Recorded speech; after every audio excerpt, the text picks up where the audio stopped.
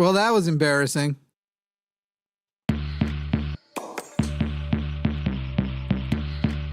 Uh-huh.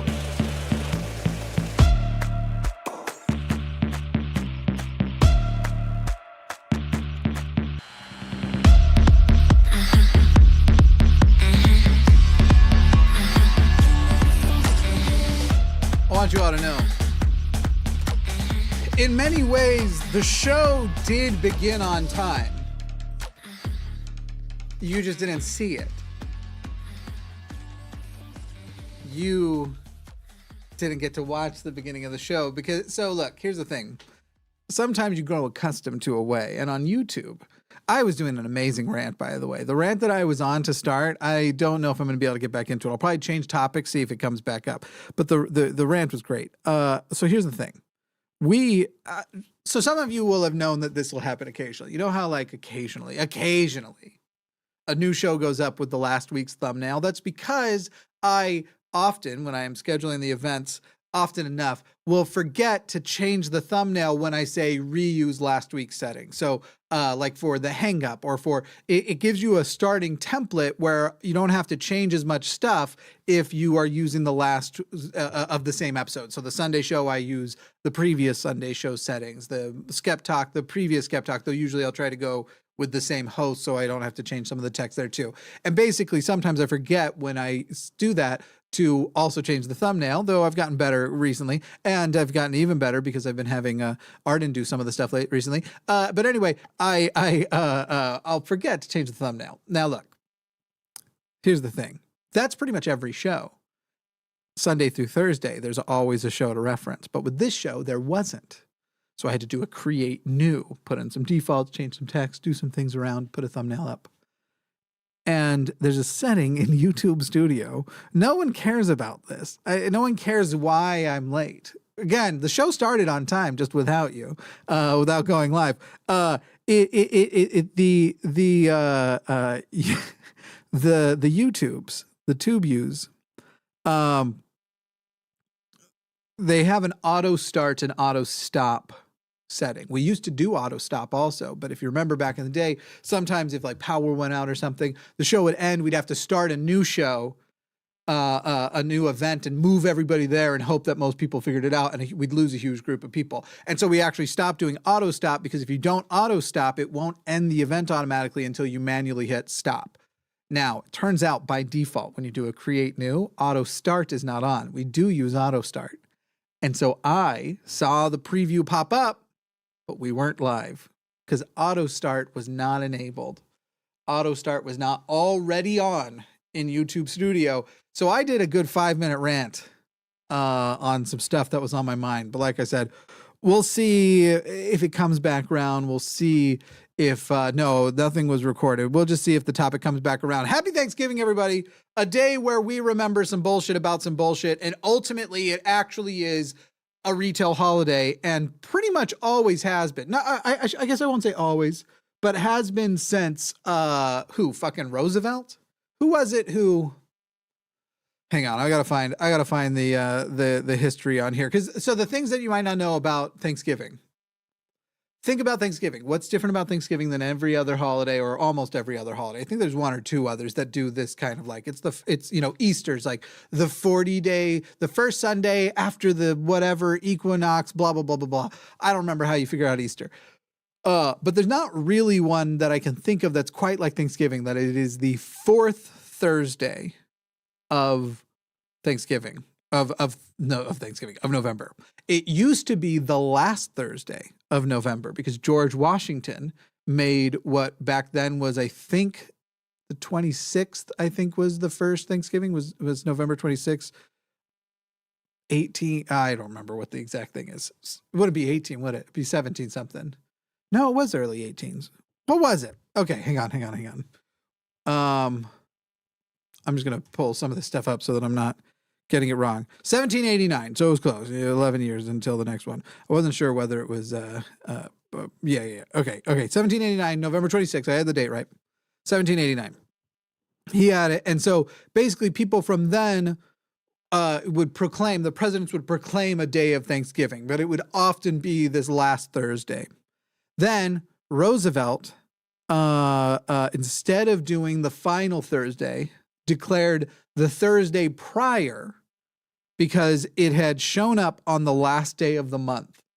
And he wanted to give people more time for Christmas shopping because already in 1939, and before, obviously, for him to even think that, there was this in this mind of, oh, Thanksgiving is past. Here, I'll put a name tag up in case people, I don't care what you want to call about. We can debate about anything. We can talk about anything.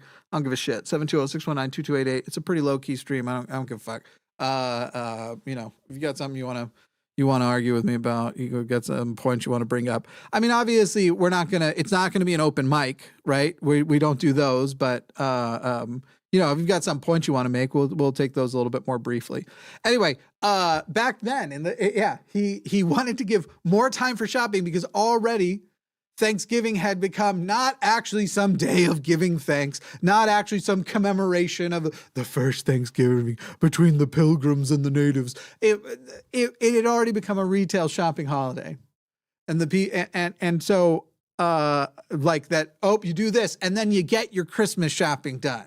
America. Fuck yeah.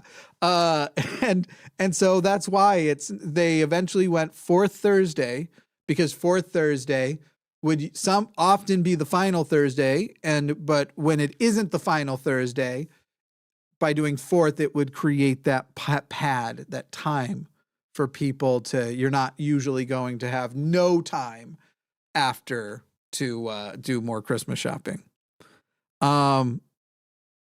And so, yeah, it technically is not the last Thursday of the month. It technically, in fact, this year, it's not the last Thursday. Next Thursday is still November. It is the fourth Thursday because America cares so much about retail holidays. And that's what that shit is. That's why a bunch of you are working retail are going to have a fucking horrible evening.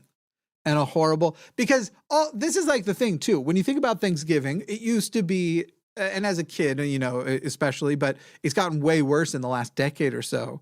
Well, it was pretty bad when I was working at Sears, which is more than a decade ago now. But before they started to have Black Friday encroach closer and closer, because it used to be Black Friday, it was like the evening. Then it became the afternoon. Then it was the morning of Black Friday. Then it was early morning Black Friday. Then it was at midnight. As soon as Thanksgiving became Black Friday, boom, we're in the door. And now it's like, come in for our doorbusters at 8 p.m. on Thanksgiving night. We're going to have a doorbusters. Oh, and now it started. And to the point, this is the amount they don't care. I ordered dog food yesterday. I didn't pay attention. And I actually want to say, I know you're not watching, but to the delivery person who delivered my dog food, I am sorry. I didn't know they were going to have you deliver from Amazon on Thanksgiving. I didn't know that. Now, granted, you were working either way, but I still would have not contributed had I known that it was going. That's like, there's almost a type of karma that I don't even really believe in, but a sort of thing where I'm like, you put out that kind of shit, you get that kind of shit back. So I'm sorry to the person who delivered my dog food this morning.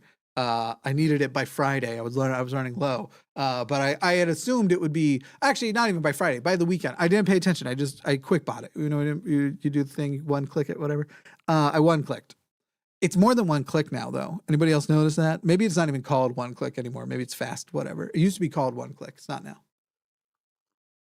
I don't think it is now. This is very much, look, this is the kind of the show. We're going to take calls. I will respond to Super Chat. Send a Super Chat of $5 or more if you want, if you like. I know it's a big shopping holiday. I will say, I do these streams on holidays, so it'd be nice if somebody did, but you don't have to, right? But I try to make sure we always do holiday streams so you have a little bit of entertainment, a little bit of an escape, a little bit of something from either the family you don't want to be around, or if you don't have a family really to celebrate with. I had the option to be a satellite family, because here's the thing.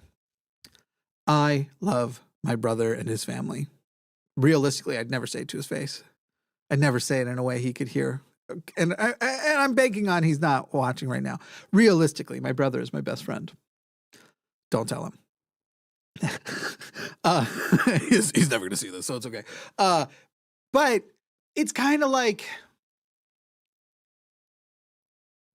yes, he is my family, biological and now chosen family. We weren't very close until the last few years. After he deconstructed from Mormonism, we started becoming friendlier, and then we actually started like hanging out and doing stuff together. We both really like VR, and a big part of why I moved to Austin was to do stuff with Matt and an organization that I had very much planned to be a big part of, but got here, figured out they had kind of closed things up. Things wasn't going to work that way. Didn't work the way it used to work. So, they had their ways. So I started doing my own thing. And unfortunately now we're, almost in competition, but we keep out of each other's time slots for the most part for the big stuff. So it's not a big deal. I still love a lot of the people who work there. I'm not saying the name of the organization, but anyway, we're kicking ass. But it feels like,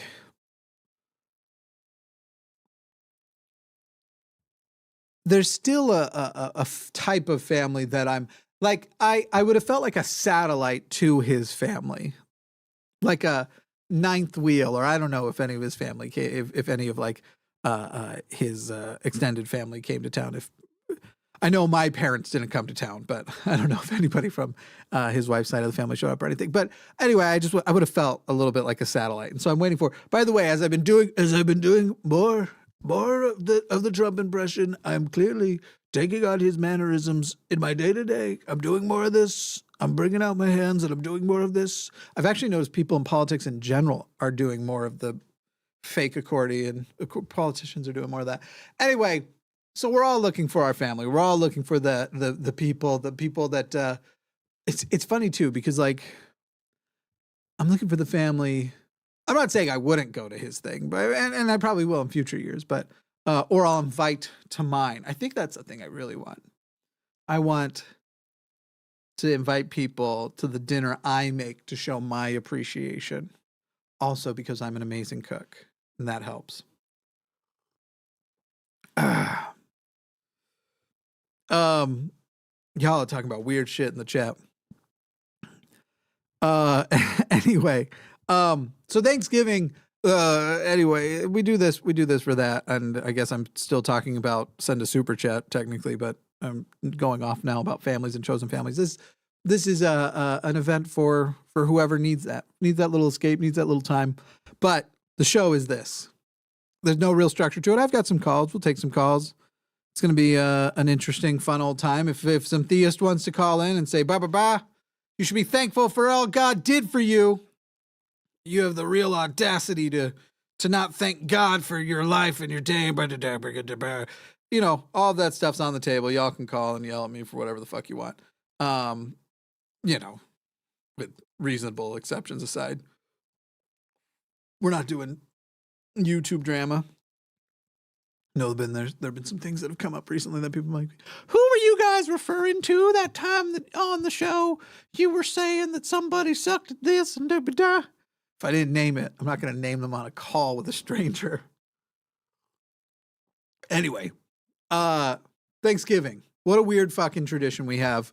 It's always been about retail. It's always been about pretending that there was this big, beautiful dinner where we showed our love and appreciation for a people that we didn't know or understand, and then we immediately started committing genocide. But whatever. Ignore that. Turkey's delicious. Dark meat is. I don't understand you white meat people.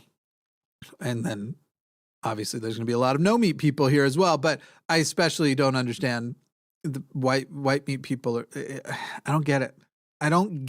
There's no flavor. The texture is awful. It's like eating a towel. I'm a dark meat guy. That's for damn sure. Other weird things about Thanksgiving. Next year's Thanksgiving is going to be fucking wild. Like, what is next year's Thanksgiving going to be like? Just think about it. This might be the last semi-normal Thanksgiving of your life if you're an American citizen. Because in the United States Thanksgiving is obviously, it is a U.S. specific holiday. Canada has theirs back in October. I don't know if they do it based on a week thing too, or if it's always on the same day. Somebody in live chat will tell me. So I don't know If Thanksgiving if they do that, I don't even know if there's a European one, like a UK one. I don't know if other countries do it, but this might be the last kind of normal American one, because next year is going to be fucking nuts, no matter what the outcome is. Think about it. Most likely we're doing Joe Biden versus Donald Trump, though they're both old as fuck. We really aren't. Look, I'm not saying that disqualifies anybody from the presidency at their age. If they can show they do the job and that they have the priorities of the present citizenship who have the most stakes, because that is actually one of the arguments that I've really been thinking about. And because you don't want to be ageist, right? And ageism is a thing. And if a person is capable, obviously, if it's an age-related thing that makes a person incapable, fine. But if they meet a certain bar and they're above the bar, whatever their age is, it should be fine. But also, it should be noted that a person who isn't going to be around much longer may have a different perspective on priorities. May have a perspective on the priorities of what's going to happen in the time that they have left with less regard for the time after. This is what is so frustrating about the fact that the largest voting bloc are old people who just kind of want to stick it to assholes before they go, well, I didn't get anything when I was, so I'm going to try and stop you from getting anything. Even though you used to be able to buy a house making $1.50 an hour. But fuck the younger generations. They're both old. So let's not eliminate the possibility that it won't be Trump versus Biden because of natural causes. And I literally mean that. I'm not hoping for anything. But holy shit, like, that's none of the consideration with these people just going like, guys, we need a different candidate because, like, let's just put numbers to it. What percentage of people who are 80 make it to 81? What percentage of people who are, what is Trump now, 78? Who are 78 make it to 79? What percentage of people with who are at that age and at this level of health with this history make it to whatever? That's more on the Trump side. Biden, as far as I can tell, has actually lived a pretty healthy life. Though I read a thing recently that he doesn't like vegetables. I was like, hi, this man and I. Finally, something I recognize with this guy. He's like, I'd rather just eat ice cream. Not a joke. I'm serious. Give me that ice cream. So on board. Same. But yeah, one of them might just die. In fact, it's almost that is the most likely thing. If it's not Trump versus Biden, the number one most likely reason is one of them dies. And what do you do in that situation? What is let's say Biden dies of natural causes. Again, only addressing the very realistic thing that this is going to be a man in his 80s running for president. Let's say he died in July. How do you replace him in that short a period of a time? What is is it that there are going to be some states that don't have a mechanism, so they won't? So now you can either vote for dead Biden versus Trump? Because that's not going to go well. That's not going to work out so hot. So anyway, the whole point being that it is most likely the case that it's going to be Biden versus Trump. And if it isn't, it's because one of them died. And in which case, presumably, we just go with the vice president and it's still that ticket and they tell you who they're going to make vice president if they get, or something. I assume that it is essentially just the same ticket, that it would become Harris versus Trump or Biden versus. There's not a good end to that sentence because it seems to me that the three most likely candidates, though one of them, okay, let's go with the least likely, Marjorie Taylor Greene. I think Trump likes that people think it's going to be Marjorie Taylor Greene or that those rumors are out there. I doubt she's on the short list. In fact, I'd say the same thing with Carrie Lake, who says she's also on the short list. Realistically, I think that the two people he might actually go for and who might do it are Vivek Ramaswamy, because that's what Vivek is trying really hard to get. And Trump's thinking like, I can get that younger vote, that conspiracy theorist vote that's starting to wait a little. They're starting to be disappointed in me, but frankly, I can bring in a Ramaswamy. Ramaswamy sounds like a deli meat. I could get a Ramaswamy Donald Trump sandwich going, and we could get so many people, and they can't say I'm racist now because with a name like Ramaswamy, I'm not racist. So now I'm pretending to not be racist, and that's going to be great for my campaign. I think Vivek has a pretty significant chance, a pretty significant shot at being the vice president. And then the other one, and I hate to say this, but ever since it got floated and Trump started entertaining it, it felt, every time I try to convince myself, no, he wouldn't do that. He has more power the way he is, but that's not true anymore. There's a pretty good chance that Donald Trump is going to name Tucker Carlson as his vice president. The Grand Wizard himself may be one heartbeat away from the presidency. Holy fucking shit. Would that just... And by the way, vote-wise, that's a ticket that could win. First of all, Trump can just win again. He needed Pence, but he didn't really need Pence. But now he needs a second fiddle less than ever, which means he's going to go with somebody who is just plainly sycophantic, who will just plainly say, and on day one, I'm going to ask Donald Trump to pretend to hand me the temporary presidency, send him off for a colonoscopy the way they did back in the day. You go for a colonoscopy, I become president for 15 minutes, and I'm writing that pardon for Donald Trump on day one. We're scheduling a day one colonoscopy, recreational, so I can do that on day one. That's what happens, by the way. Y'all haven't been paying attention, but there have been periods of time where there have been a short periods of time where someone else was technically president because the president was getting a colonoscopy. Not always recreationally. Tucker Carlson might be the vice president. I'm just saying, fucking, that's the deal. It could be. Hey, let's do something fun. Unless you try to just spam emojis or whatever, we're gonna take the no caps rule off for today. If you want to yell in chat today, no spamming, slow mode still on, but usually we take away the no. If somebody's clearly like, if somebody's obviously, if you still have to follow the rest of the rules, but mods, I hope you can hear me. We're gonna say that Thanksgiving is such a fucked up year. This year's so fucked up. Thinking about the next year is so fucked up. Even just trying to think of the things we're thankful for, you have to go with all the cliches. I'm thankful that I have people who love me, and I am thankful for the people I love. I'm thankful for virtual reality, baby. I mean, that's what I'm most thankful for this year. That's not a person.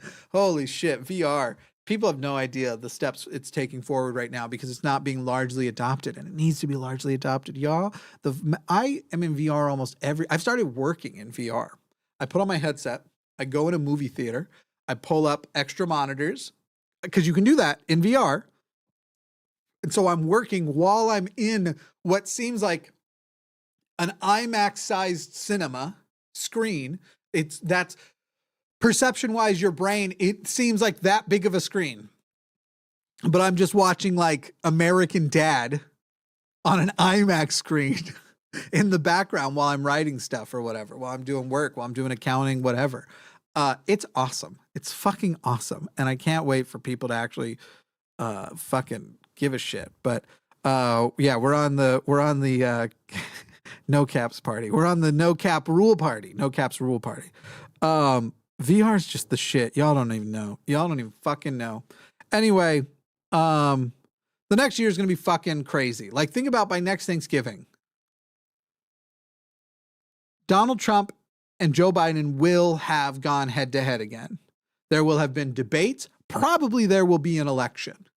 But even that feels up in the air anymore. Probably there will be an election. Probably democracy, quote unquote, in a country with things like gerrymandering and an electoral college. Probably By the way, stop saying gerrymandering doesn't affect the general election. What a stupid thing to say. If you have said that in the last month, I want you to sit here and go, and I know exactly what your argument is. I know the words you would say to defend it. I'll steel man your position here in a moment. If you say gerrymandering does not affect the general election, you are saying stupid shit. That is a stupid thing to say. Gerrymandering, in fact, does affect the election very much. In fact, places like Georgia have a governor like Kemp, but also representatives look so red when they are really solid blue states. In fact, Texas arguably would be a solid blue state were it not for gerrymandering because of gerrymandering. Is everybody ready for it? Are you ready for how it does affect the general election? Is it? Okay. Yes, correct. You are right to say that gerrymandering doesn't affect the Electoral College directly. All of the states except for Nebraska, and is there one other, give votes.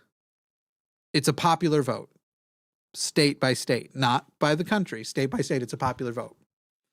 It gets so fucking annoying. I've been seeing it a lot lately, and people will say it attacking some of the people on this channel who will mention that, like, we're not going to be able to fix this shit until we undo things like gerrymandering and then are able to win states. Gerrymandering absolutely fucking affects the general vote. Because if you live in a heavily gerrymandered state, that gerrymandering will result in two things. One, you will be heavily discouraged from voting because the chance of you being able to have your vote count toward anything besides the president is zero. It basically goes down to zero. And so you're sitting there going, okay, well, I guess I'm going to go and just vote for president. All the other stuff, I'm going to do all that research. I'm going to take that time and whatever else. And meanwhile, because other people who gerrymandering is done for are encouraged to vote, it's actually exciting for them. My vote's going to get drowned out. That's way number one. But gerrymandering number two has also resulted, the way they gerrymander these districts are also the way that they distribute voting resources, how easily you can vote, how long of a line you are going to have to stand in to vote. They purposefully do this shit to the point that just a couple of years ago, I'm trying to remember what state it was, it might have been Alabama, but the Supreme Court was like, yeah, no, you're definitely breaking the rules that we said you can't break anymore, but we also said we weren't going to monitor you anymore, so have fun breaking those rules. We're back to it. Yeah. Fucking, this country sucks. This country said fucking garbage. Gerrymandering, like, that's arguably more of a problem than if the state was gerrymandered for the electoral vote as well. Now, you do have a couple of places that don't have the popular vote way, where they actually district by district, they have, if their state gets X number of delegates, they break it into that number of regions, and then you get the delegate according to the region. I think that's Nebraska does that, and then there might be one state in the Northeast that does like proportional. If you got 60% of the vote, you get 60% of the delegates. Right now, I'm not fresh on everything. We're not actively in an election season. A year from now, I guarantee you, I'll remember exactly how basically every state does it. Anyway, gerrymandering absolutely affects that, but not because it affects the power in the state, and it makes sure that the non-ideal voters are not empowered, that they don't have easy access to resources, that the laws and regulations are such that it benefits the people who are going to come and vote. It also affects what you have to do to be able to vote, to register to vote, to go and show up to vote, which disproportionately affects certain populations over others and benefits certain populations over others. If you say gerrymandering does not affect the general election, punch yourself in the face, you're stupid. Because it is arguably one of the most powerful things affecting the election. If you just want to say directly that it's still a popular vote, it's still a popular vote, it doesn't affect anything, it's still I won a popular vote in the most states, so that's how I win, even though that's not actually how I won. That's what you sound like. You sound like Donald Trump. Just repeating things you've heard on the news. Don't say it ever again. No more. Otherwise, you're stupid. Yes, I will take calls when I want. But Delilah, in chat, I'm also just going to address people. I'm not mad at you, Delilah. Thanks for showing up. But I said at the beginning, this is the show. This is Cus I Wanna. Did you see the thumbnail? Did you see the intro? Do we need to run it again? I'll run it again. Blop! Just long enough. I still got the name tag up. You know, it's Cus I Wanna. It's whatever the fuck I want. It's just us hanging out on Thanksgiving. That's what today is. That's what the show is. I might end it right now. You know what? Goodbye, everybody. Good night. No, I'm not going to do that. We're going to stick around. We'll take some calls. We'll answer super chats, all that kind of stuff. But the show is whatever. The show is, and yet people will still complain and Cus I Wanna has always been that way. Always. And people will still say in the comments, you know, if it's not going to be calls wall to wall, what am I doing here? I don't know. Leave. Or watch it later and fast forward to where you see the name tags on the bottom. Do that way. And we lost one of the callers that I did want to talk to. They wanted to know what my definition of free will was. I thought that was going to be a neat call. All right, fine. You know, if you're going to bully me, into doing a call-in show, you piece of shit, I guess I'll do a call-in show if you're going to force it on me. Anyway, this time next year is going to be fucked up. First of all, let's just hope a civil war hasn't broken out, because one of two things is probably going to have happened. Let's just assume Biden and Trump don't die of old age. Either Joe Biden either Donald Trump will win again, in which case the country is fucked, or Donald Trump will declare that he won again, in which case the country may still be fucked. Now, hopefully it goes kind of as smoothly as last time. You know, there's only an insurrection that is thwarted. Obviously, the Capitol will have a different level of security this time. When they do the vote count in January, they're going to, you know, they'll be differently prepared than the time before. But holy fucking shit, we are a year away from no good outcomes. I don't think I can say what I'm thinking in my head, but I'm voting. It's going to be like, who are you voting for? Biden, Trump, write-in. And I'm just going to write in natural causes. No. Not an appropriate joke. And I never wish that. I wish for people to get better, to rehabilitate, reconcile. That's what I wish for. But we could have had the best president, the 1% fucked over the 99%, and we got Joe Biden. And admittedly, Joe Biden's done much better than I thought he would do, but he's no socialist. He's no leftist. But you know, who is? Even Bernie's not really a socialist. He's democratic socialist, but he says that, but he's more of a sock dem than a dem sock. I'm just saying, he's a little bit of a, he's a, on the world stage, he's a moderate. In America, he's left. And it's about as far left as you can get elected. Well, there's a few people in Congress now who are further left than him. And yeah, we've got Zionist versus Zionist. Seeing somebody who's mentioning that.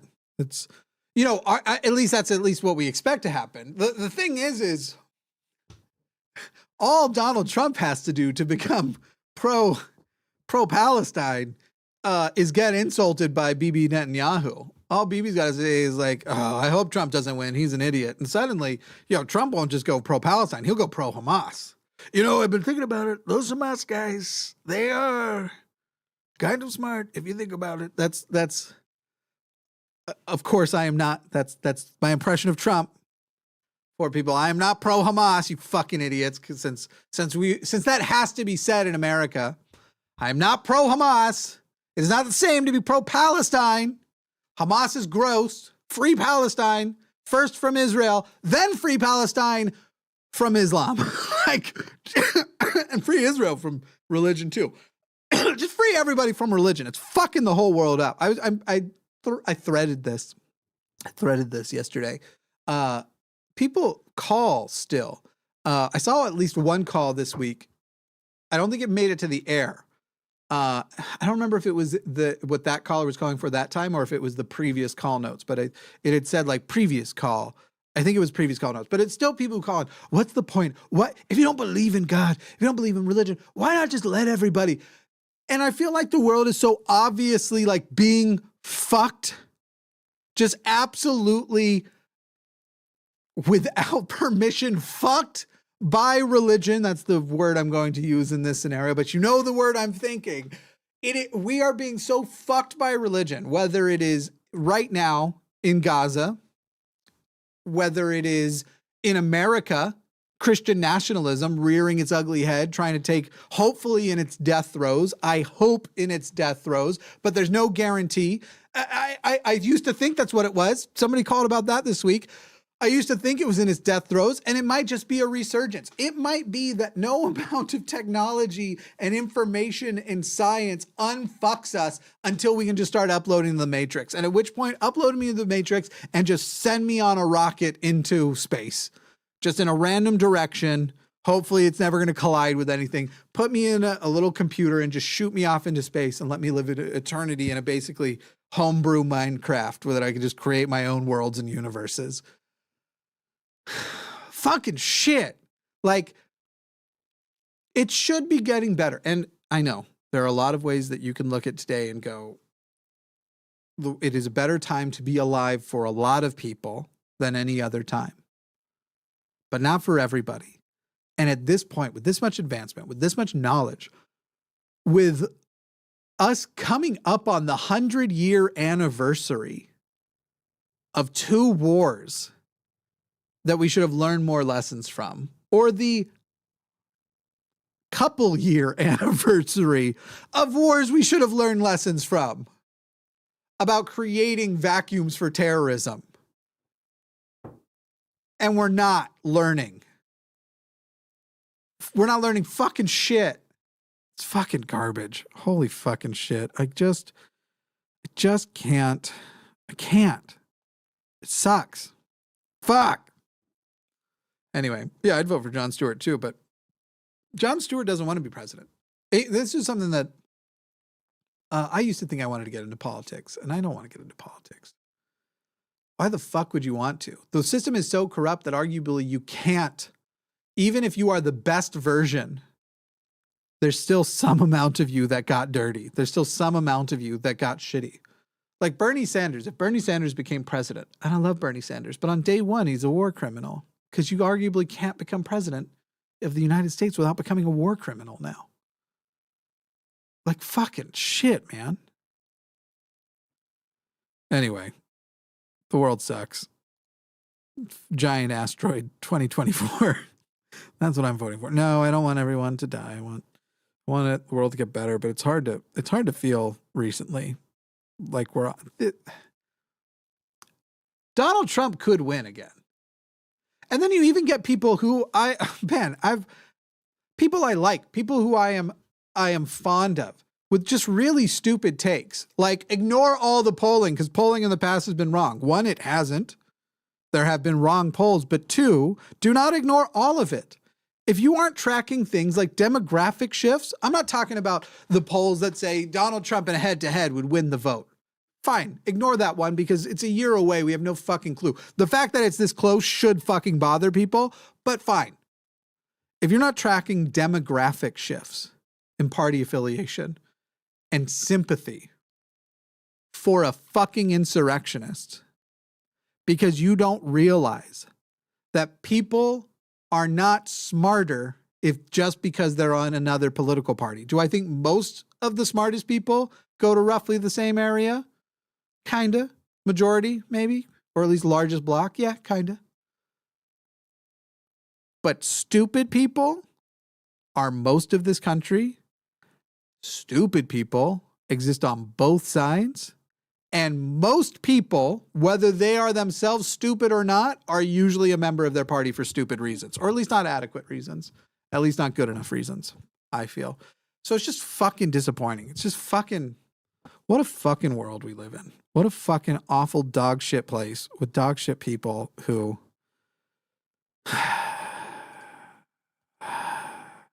y'all know that right now, as far as research and stuff coming out on, doctors and scientists are basically feeling defeated because they're like, there's actually a pretty important need for people to get vaccinated for COVID right now. Because if they don't, we're going to see record numbers of, it's not deaths as much as that they're worried about now, but long COVID. And if everybody was smart, they would, but they don't even feel like it's worth trying anymore. It's too much trouble, and it puts you in too much danger just to advocate for go get vaccinated, go get your boosters. Right now, the number one thing to fight against long COVID is a booster shot, and long COVID fucks, man. You do not want to fuck long COVID. It will fuck you worse. It is not fun. For me, I didn't even get typical long COVID. I just had worse asthma for 2 years, almost.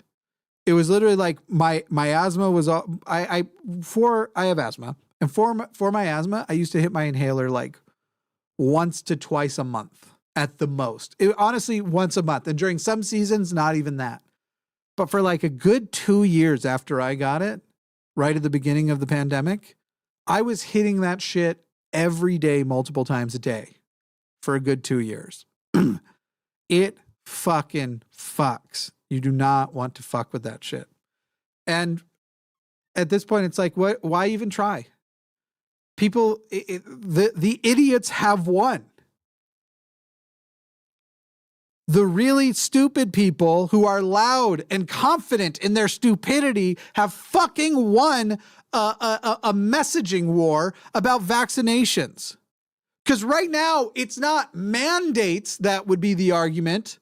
They just shit on people for wanting to be vaccinated. They have these conspiracies about vaccine sheddings. Now, look, Andrew Tate says he's not going to fuck anybody vaccinated, so that's a good enough reason to go get vaccinated right now.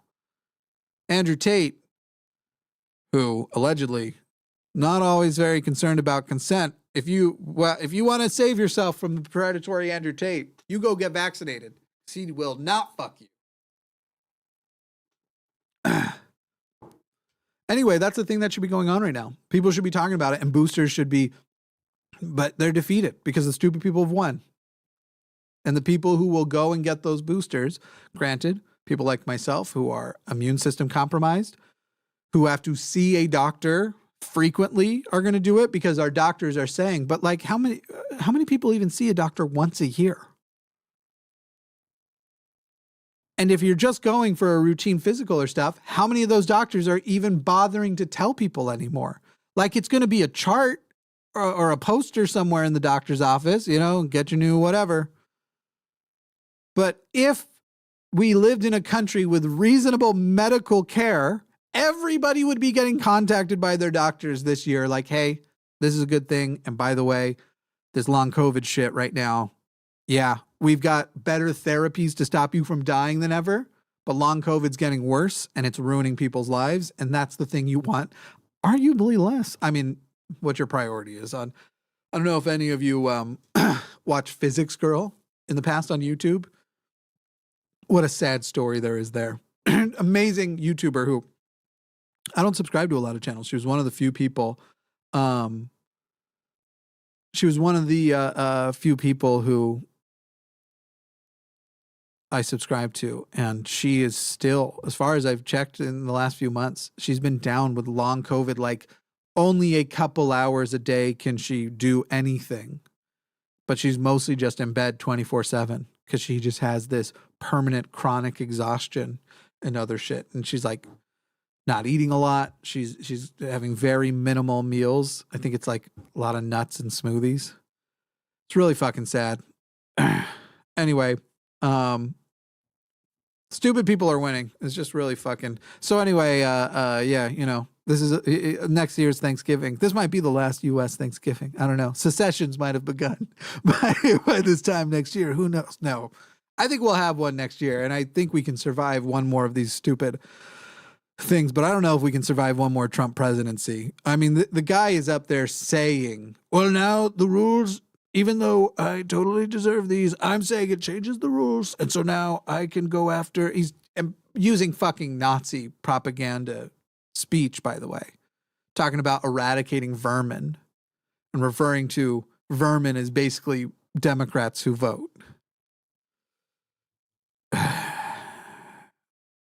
God, I just fucking. All right, let's do calls or something. Sorry to bring it down. Evan, we're going to make this quick. It sounds like you invented an ice cream and you want to tell me about it. It's a Thanksgiving ice cream. Go ahead, Evan. Give us the recipe. Hey, thanks, Jimmy. Hey, all you got to do is you got to start with a vanilla base. Okay. Then you're going to soak some cornbread in that vanilla base. Okay. And you'll make that ice cream out of that base, and you just mix in some toasted cornbread after that, and it's really delicious, and it's great on Thanksgiving. It goes well with everything else, and I hope everyone enjoys it. That sounds really good. I got to tell you, I thought this was going a different direction. I thought you were going to be like, so what you want to do? You get your vanilla ice cream, you get your base, you put your cornbread in. Then what you want to do is take that cornbread, you're going to take it somewhere dark. You're going to put it somewhere like a closet or something. And Jimmy, that's where you're going to go fuck yourself. I thought that was the direction we were going, but it's okay. It's okay. It's oh, fine. Jimmy, I would never do that to you. It would be fun. I'd have laughed. I'd have laughed. I don't mind being insulted. I'm just mad when it's not creative, you know. And obviously, go fuck yourself has a different meaning on this channel. Anyway, Evan, thanks for the sweet ice cream tip. That does sound good. Cornbread and vanilla. Add some toasted cornbread after the fact. That sounds good. It is. You have a good one. All right. See you, Evan. Peace. Bum ba bum bum bum bum. Charles in Canada, you want to share some evidence that the Bible isn't true. Now, Charles, I got to tell you, I think you're preaching to a choir here. So if you just want to give 2 or 3 very brief, or if it's just one thing, just keep it brief. But rarely when a person calls in saying like they can disprove the Bible, I'm like, go try it out. Go. Don't bring it to an atheist show. Take it to the theists. Yeah, of course. Yeah, I just want to know like what you thought about my arguments. But like there's like 3 main arguments. Like first, Jesus and the 2 first law of logic, that just does not work. Second is the objectivity of the Bible. And the third one is fallacious evidence can't lead to valid conclusions. So we'll start with the first one, Jesus and the first 2 law of logic. The first one is the law of identity. So A always equals A.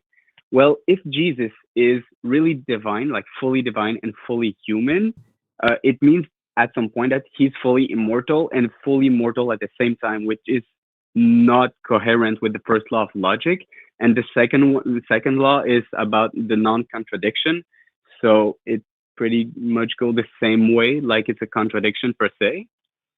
If I can go to the second point, the objectivity of the Bible, well, if you want to say that the Bible is true, you have to say that everything that is in. Oh, you muted, Charles. You back? Charles. Yes. There you are. Okay. Hey, let's just. Oh my God, let's just start with the first one. So, starting with the first one and what errors I see in it. You're not going to convince any theist with that one. So first of all, generally day to day, these sort of 1 equals A style arguments very, very rarely are compelling to anybody except people who like discussing philosophy or in philosophy classes, logic classes, that sort of thing. But the problem with the thing you said is, therefore, God is entirely immortal, or Jesus is entirely immortal and mortal, which is a contradiction. No theist is going to think that that's a contradiction, and arguably it isn't a contradiction, because it's only if you are to say the aspect of him that is mortal is both mortal, is also immortal, would that be the case. So, for example, I'll go with the Mormon version, but it's very similar to the Christian versions. Jesus has a mortal body which dies.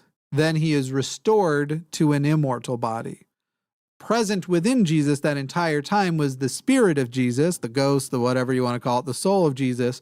That soul is the source of his godliness, his powerness. Now, Mormons don't believe he's literally the God, just a part of quote unquote the Godhead, and presumably will be a God one day of his own universe. But just going with, if we went with the Christian parallels, it was the spirit, the God form, the soul, the whatever, the thing that that God was inhabiting, that is immortal. That is the thing that is the God. The body that he took on is that he took on a mortal body so he could take on the experience of humanity, the sins of humanity, so he could feel what it was like.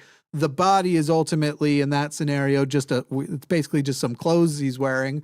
Then that was shed, and then he was resurrected, and that body, depending on which religion you are, has the resurrected body would have different qualities, but it wouldn't be a mortal body in its typical sense. So that is not, that specific argument is not one that I find you're going to compel any Christians with.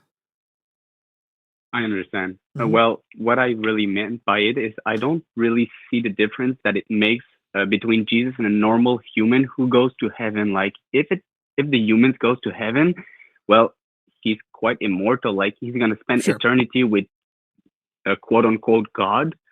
So right. So I mean, so it's just two categories. A theist is going to say that's not a contradiction. It's two different things. It's like you're saying, you know, your foot and your hand are both bodies, so your hand can't be a foot. It's literally your body is one category and your soul is another category. So humans that are Christians, believe that they are also immortal, just not that their body is immortal. And they still have, you know, mortal fears about the way they would lose that body. And then obviously there's some level of, I think that there's some cognitive dissonance that they to some degree, people understand that death is the end. That's why they fear it so much. And that's why they feel so bad when a family member dies, including not just somebody who's like immediately around them, but maybe somebody that the difference wouldn't be that much. Like, oh, I only talk to them every couple of years. It's not that big of a difference, and yet I'm feeling sad. I do think that there's some mortality, immortality related cognitive dissonance, that if people really internalize the idea of having an immortal soul, which is what the Christian belief is, that they would behave somewhat differently. However, the actual, I don't think almost no Christian, except for a Christian who isn't very thoughtful, like just a person who's like, oh yeah, that is my surface level understanding. In other words, the people you are going to be compelling aren't necessarily the people that you want going. And that's why I became an atheist. And now I'm going to go repeat this argument. But as soon as I go past a person who just sort of attends church and is there in the most shallow reasons, you're going to get hit with the people who understand why these are two different concepts. They don't believe that the body is both mortal and immortal. They believe that you have mortal components, that's your body, and you have immortal components, and that's your ghost, basically. Yeah, okay. I understand it better. Thank you very much. For sure. Did you have another one, or is that basically the basis of the other one? Well, that was pretty much the basis. Well, sure. The basis about the objectivity in the Bible and fallacious evidence can't lead to valid conclusion. But I mean, can't lead you to talked about it all and sound conclusions. Well, you said fallacious, so I guess you could argue for validity too. But if the argument is invalid, sure, because of fallaciousness. But if there is, it's more likely going to affect the soundness of the argument than the validity. But I'm sure there's plenty of examples of both, for sure. Okay. Yeah. Yeah. Wow, that's thoughtful. Thank you very much. Cool. We'll see. All right. You. Mm-hmm. See you. Bye. Let's see. Rex, we'll bring you on. Like I said, it's not a monologuing show or anything. So if you've got a question or something, but it looks like Rex is a pagan who wants to talk about not theism, but some different ideas for improving the government. If you want to share them briefly, go for it. Sure can. Salutations, Jimmy. How you doing? Outstanding. I was an election judge back in 2020 and had some ideas on ways to, fix some of the problems we've got, and wanted to get them out there to others so that those with more influence or better capabilities than I might put them into practice. Cool. Just keeping them real brief, keeping them quick. What do you got? All right. First, of course, eliminate the Electoral College and the winner-take-all concept. Hell yeah. Right along with that comes ranked choice voting. Yep. Agreed. That is amazing. I think that state elections can follow the state rules, but I think federal elections, the general elections, should follow a federal minimum standard, not state saying, okay, this one college town gets one voting booth and this wealthy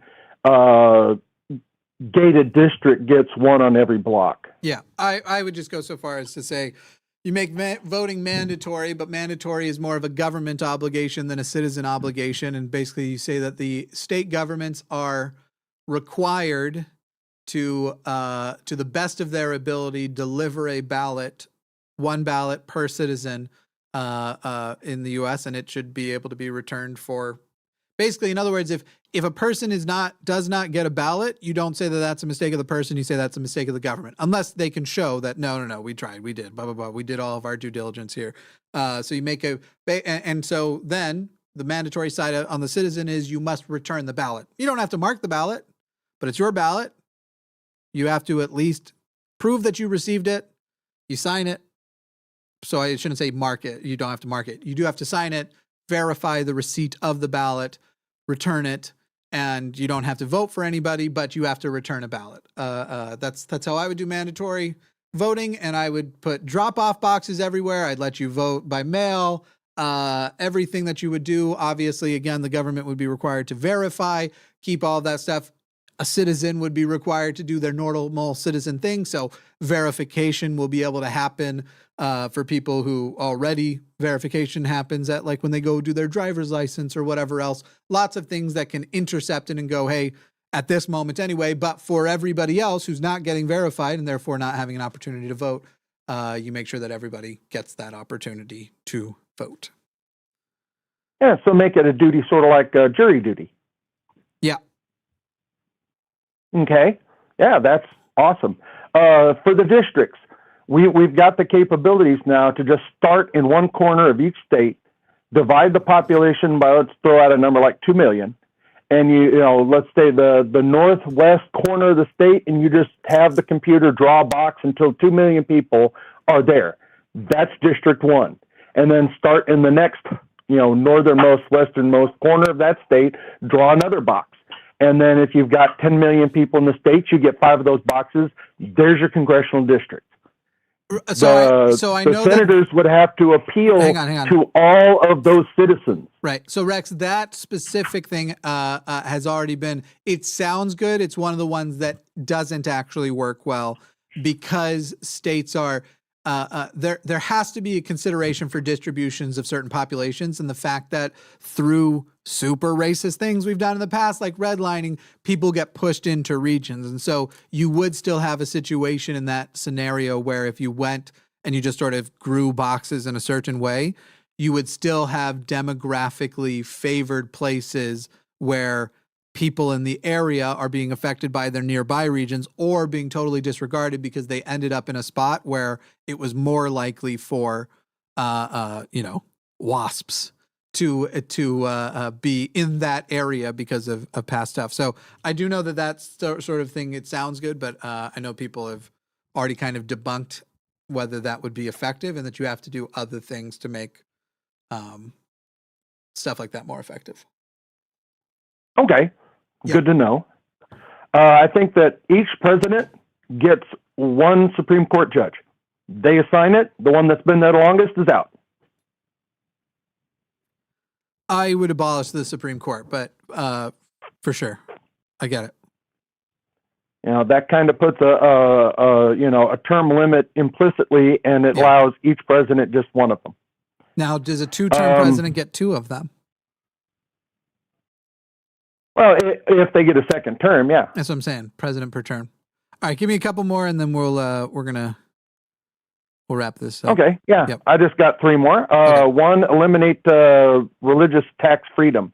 If they want tax breaks, they should show their records and show that they've donated that to charity. They shouldn't just get tax freedom if they are truly servants of the one true God. He should make sure that they are able to pay their taxes.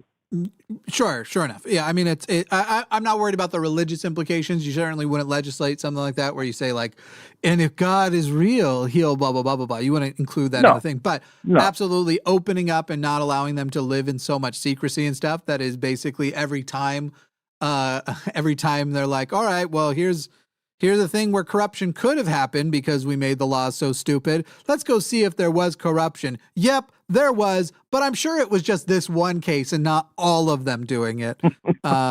So anyway, yeah, that shit's stupid as fuck. Anyway, go ahead. You got two more? Yep. One, eliminate the lobbyists in the revolving door of Senate to lobby. Get rid of that. I don't know how. Abolish the Senate. I mean, that's one of them too. That might work.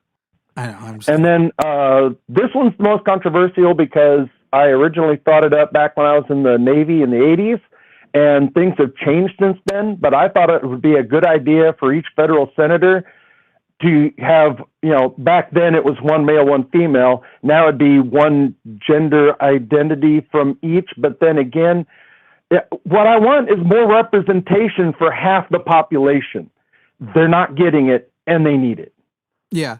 There are ways to make that happen that don't necessarily require mandatory minimums. In fact, mandatory minimums generally is something that the right thinks exists. That doesn't really exist. There's a lot of myths around it, but I agree. More diverse representation should be a given. All right, Rex, anything else before we let you go? Do you want to talk about why you believe in religious practice, or just let that go for another day? Oh, we'll let that go for another day. I wanted to wish all of your viewers a happy Thanksgiving tonight. Sure. And for you, Jimmy, sally forth and fornicate with thyself, thou diminutive cur. Right. All right. Thanks, Rex. Have a good one. See ya. Fun stuff. We'll do some more calls. If anybody's got a point of contention they want to call in, that stuff's always very interesting. Yeah, it's the whole, I don't know. This country sucks. But I recognize it has sucked more in the past, and it sucks less than many other places. But it's really funny how people want to bring that kind of stuff up, though, where they're like, well, but, if this was this time period or you lived here or whatever, it's like, oh, you're right. I'm a queer man. I should be content with the fact that people do want to obstruct me and give me less freedoms than they have, because in parts of the Middle East, you die for being openly queer. I should just give up. Why should I want equality? Why shouldn't I just look? Meanwhile, these are the people that if you suggest the slightest amount of privilege reduction to equal things out, or cishet white men are the most oppressed people, except for these aren't the type of people who would even use the word cis. They just say like non-trans or something. So if you're not trans, well, if they even understand that trans and gay aren't the same thing. If you're a straight white man, that's probably realistically what they say. I say probably, I know that's what they say. If you're a straight white, that's the most oppressed group there is. There's in America, because of like slight potential reductions to privilege, though often not actually reductions. Often it's more of like, hey, we started extending these programs to other people too, which maybe made the total amount available per straight white man less. But no, we just started equalizing things. I'm oppressed. All right. Let's do a few more here. Matt, I'm probably not going to do this very long, but I also don't like being told to dance like a monkey. Dance, monkey, dance. You want to interview me in my Trump impression about the 14 points of fascism. I'll give you one impression. This is supposed to say Matt, not... and it's all going to depend on if I can get in there, because sometimes, frankly, it's not always perfect. Sometimes I have to mute the mic and do some throat exercises to make it more realistic, but we'll give it a try. Go ahead, Matt. Okay.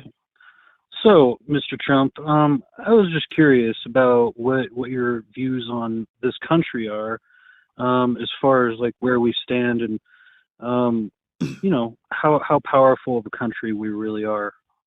Well, if I don't become president, we're not even going to have a country anymore because, frankly, we already made me president 4 times. I said twice, but realistically, if you really think about it, it's really been 4 times because Obama would not have gotten elected if I had not endorsed him and said I thought he'd be a great president. And then George W. Bush, he was ready to make me his vice presidential pick. All I would have had to have done is ask, and I would have been the VP. So really, I've been elected 4 times, including the phony 2020 election. And frankly, if you think about it, that's why when you ask where I stand and you think Donald Trump, he stands sort of like a centaur without the back half of his body. I don't know if you've ever seen Donald Trump stands, but he sort of looks like he's being stabilized by invisible hind legs. So really, you're all about the nationalism. Then you're just on point on that. What's wrong with nationalism? Because frankly, what about the homosexuals and frankly, LGBT? What's wrong with nationalism? Because I said, this is a nation, and I like a nation, and so okay, I guess I'm a nationalist. But that's an ist. I don't mind being lots of ists, nationalists, racists. Now, what were you asking? What about the quiz? Were you asking me about? Yeah. What are your views on gays and the rest of the LGBT community? I mean, don't you think that they should have the right to exist and be happy and be themselves? Listen, I'm not going to take away my Melania's hairdresser, okay, but there are people in this country who want to be hairdressing in front of children, and I don't find that appropriate. You have to keep it inside and away from the kids. Don't get married. You shouldn't be getting married. They say, let the states pick, let the states decide. But frankly, my wife would kill me if I got rid of her hairdresser, and she's not exactly having straight women do her hair, if you know what I'm saying. That sounded more like Jimmy Snow at the end there. So what about Matt, Black Lives Matter and let's wrap it up. The leftists that you have a serious problem with. What do you think about them? 1 word, 3 syllables. None of that's correct. I'm going to say it 5 times, but only once. All lives matter. That's what I think. All lives. And they say that's very they say, sir, that's very controversial. That's very controversial. All lives. And I say, is it controversial though? Because a controversial thing is more like how I slept with a porn star while my wife was recovering from giving birth to my child. But that's more of a controversial thing, frankly, than all lives matter. All right, we're done. Come on. What else? Matt. Okay, I was just going to try and go run through all of the 14 points. Yeah, I get it. We got down to almost militarism and all of that stuff. I was about to start talking about hot tubs because Donald Trump doesn't answer anything directly. Donald Trump answers in pure stream of consciousness. He just hops from word to word to word and says nothing very... No, I know. America first, all lives, America first. What about so? Hey, you do an awesome Donald Trump impression, so that's why I wanted to kind of play that little game with you. I appreciate it. It was a bit of fun. There. All right, well, go fuck yourself and lick my hairy taint, dude. All right, thanks, Matt. We have too many inside jokes. People aren't always new. People are gonna be like, "Why?" Everyone seems like they're having a good time, but then the call-ins. And they're so mean to him. I love when we have a new guest host on and they're like, what? Or when we have a new guest host on and they're not on a show that I'm producing. They aren't necessarily familiar with my work, or in some cases that I own the line. We've had those guest hosts on who are like, who the fuck is Jimmy? And why do they keep saying, go fuck this person? Like, what the fuck? Anyway, we're going to talk to, I never know if a person is trolling or if it's progressive or regressive when a person says they have no preferred pronouns, but we'll find out from Derek in Oklahoma. Derek, you're on the line with Jimmy Snow. How are you? I'm doing good, man. Thank you for taking the call. I promise you I'm not a troll. All right. And so So I just don't really see a need in particularly identifying as I just don't. I've got trans friends, and I used to live in Austin, Texas, and it was one of the first times I met trans people, so I got no problem with trans people. Sure. But you understand, the asking for pronouns isn't some political statement. It's literally just some people will sound like what you typically associate with something or another, but they aren't. And so it's a simple way of going, we are doing a show that most of the conversations that happen will happen about in the third person. So when a person talks about this call, they'll say, oh, the call with Derek, well, they or he or she or whatever else. It's literally just a point of communication. And so, yes, we are being a little bit political and trying to broadcast our inclusivity and make sure that people understand if you call in and you aren't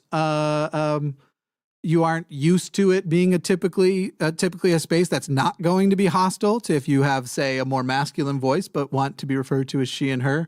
I think it's positive to broadcast that, but it's really just hell yeah.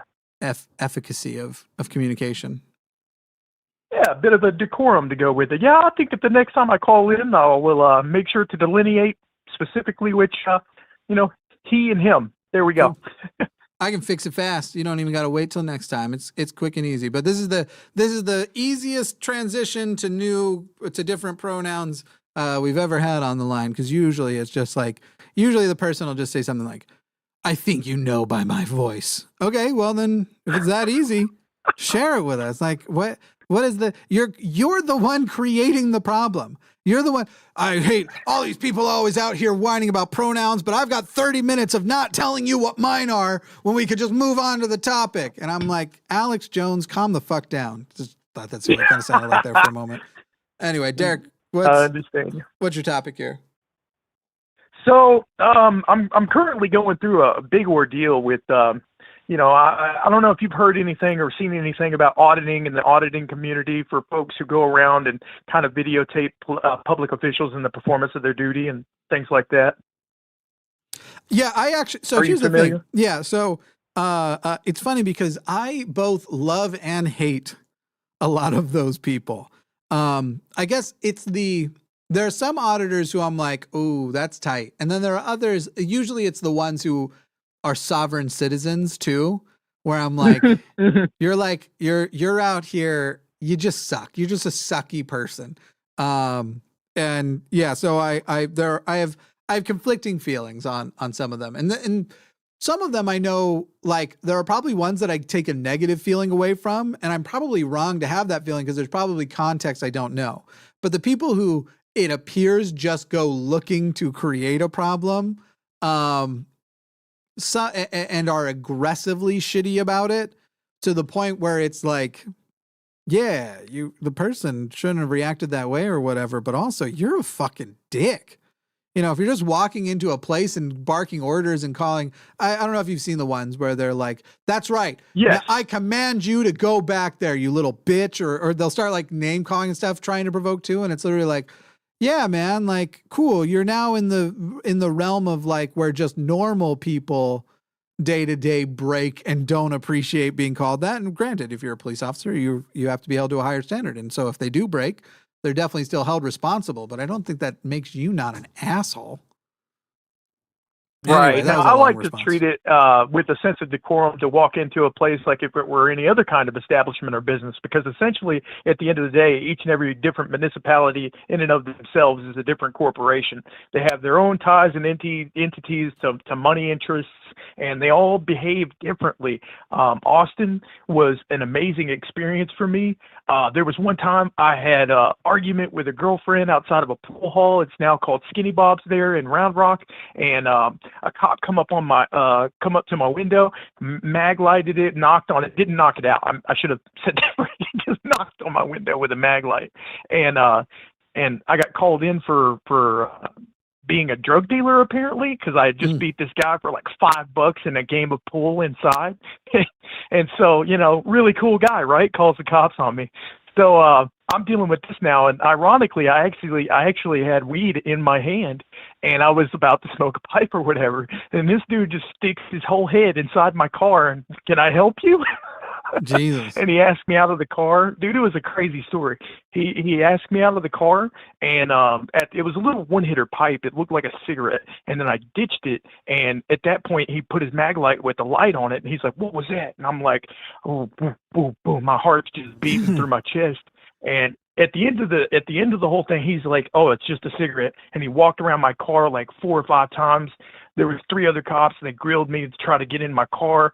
I said, "I don't consent to searches and seizures or anything like that. I don't consent to searches." I was still kind of burgeoning in this atmosphere of trying to assert my rights. Yeah. So I wasn't exactly comfortable, but I was also pretty caught red-handed. They just kind of missed it. And at that point, they let me go, and I was really lucky that night. Yeah. So I've definitely gotten out of being searched, though. Anytime I've done that, I don't consent to searches thing. There wasn't anything to search. They wouldn't have found anything. Anytime that they would have found anything that I've been pulled over, they didn't feel the need to search. It was just to like give me a speeding warning or something. Though I've not even been pulled over that many times for that. In fact, I've been quote unquote pulled over. I've had cops light up their lights more for I pulled over to the side of the road to do something, like take a phone call or something. That's the funniest one to me. I have pulled over to take a phone call. That's my normal routine unless I've got like, but if something's taking my attention away, not on the highway, but I'll pull over and thinking you're being safe. Right. And literally like that is like apparently just a magnet for why are you pulled over right here? Am I pulled over in a place you're not allowed to park? And no, but people don't do it. You know, it's a main road or whatever. I'm like, I'm taking a phone call. Like, well, can I see your license or registration? No, you may not. I haven't broken a law. So if you command me to, of course I will oblige with lawfully given commands, but fuck no. I'm literally making a call. In fact, if you could leave, I'd like to finish my call. But there is also some privilege in that if you look like me in this country, you kind of can talk that way and not get tased and dragged out of your car. So, you know, balancing the shitty reality with all of that. But yeah, it's those there are I think the best audits come in the form of people just knowing it is now, I think, a universally understood, even by the cops now, while they'll be annoyed, they almost have grown to expect it. If you get pulled over or if you are in any way interacting with a police officer that isn't just saying hi to them, if you are engaged in a conversation where it sounds like they are looking for something, turn your camera on, period. Like, even if you don't point it up in their face, if you don't antagonize them, and if you want to, you can be polite and say, just letting you know, I'm going to start recording for everybody's safety here. And they'll usually say, oh, that's fine. I'm recording too. I've got my body cam on. Often they'll say that. Yeah, it's cool that those are the ones that I like the most, where it's like just incidentally, or a person has, you know, their car camera captures it, or but the people who go looking for it, I can see times where that would be appropriate, but I'd trust lawyers to do that more than I would trust just some random citizen. It's like, all right, well, I'm going to go walk into a police station and start calling them all pussies and accusing them of being drunk. And if they ask me to leave, I'm going to throw a fit until they do something. To me, I'm just like, fine. I mean, if they're not allowed to do anything in that situation, then they're not allowed to do anything, but you still are just kind of seeming like a dick. So, yeah, on that spectrum of people who do that, it seems as though they do it for a chance to try and get an opportunity to sue these folks. And I think that is for the wrong reason entirely. It shouldn't be a money-making scheme. There's so many auditors out there that have channels, and I'm not one of these people who have a channel and put a cash app. I'm not against that, but I'm not like, you know, overtly over the top with it, you know, and I'm really... As a sense of necessity, or out of a sense of a necessity on my part, because I called the cops one time. I'm out 3 years living in this Oklahoma town, in this town of like 4,000 people, and we called the cops one time because my brother, he's got some psycho. I'm not sure, he's disabled. He's got some mental health things that sometimes cause him to go into manic states. And I can't do anything physically to restrain him because it's a felony, and I don't want to have that kind of domestic issues, you know what I mean? So we called the cops, and rather than knock on the door and ask, yo, what's up, they burst in, just burst in. And at that point, I was just like, yo, you don't have permission to just burst in the home. And he's like, yeah, you're obstructing justice now. Put me in cuffs. And then later on in the body cam, he's like telling the chief, yeah, I don't mind just cutting him loose, man. Everything seems to be calm here after they just basically all four walked into the home, questioned everybody, and was like checking everybody's IDs. And the reason why they do that is to try and see whether you have any priors or current warrants out. Right. It's a broad net, just trying to see if they can incidentally come across people with warrants and stuff. Still, it's a waste of my time. That's what got me into it, and it got me, concerned. Well, if these folks are just, exerting their influence on folks because they can, that's wrong too, and it needs to be addressed. Mm-hmm. Yeah. All right. I agree. Cool, Derek. Anything else before I let you go? Oh, not at all, man. Hey, I appreciate you guys taking the call, and I'll keep in rhythm with the last couple of callers, and go fuck yourself for the happy Thanksgiving. Thanks, Derek. See ya. All right. Adios. All right. Let me get this one lined up. This one I'm kind of interested in because I think on the premise I have some strong takes, but we'll talk to Taylor. And Taylor, it looks like that your main contention is that you have pro-life and you have pro-choice people, or pro-for, whatever the two terms are. I don't mind using people's categories. I know every time I say, somebody will comment, don't say pro-life. They're really pro blah, blah, blah, blah, blah, blah. But if you're trying to engage people and talk to people and hopefully get through to people, you use their labels. You use the words that they want, that they're going to recognize are their phrases and their associate. Now, obviously, if they're shitty or they're bigoted labels or something, they're doing like that. But I'm fine enough going. So anyway, we've got a pro-life and a pro-choice side. It seems like you associate pro-life with as a theistic position and pro-choice as an atheistic position based on the notes here. But I'll let you go ahead and introduce it, and then we'll talk about it. Go ahead, Taylor.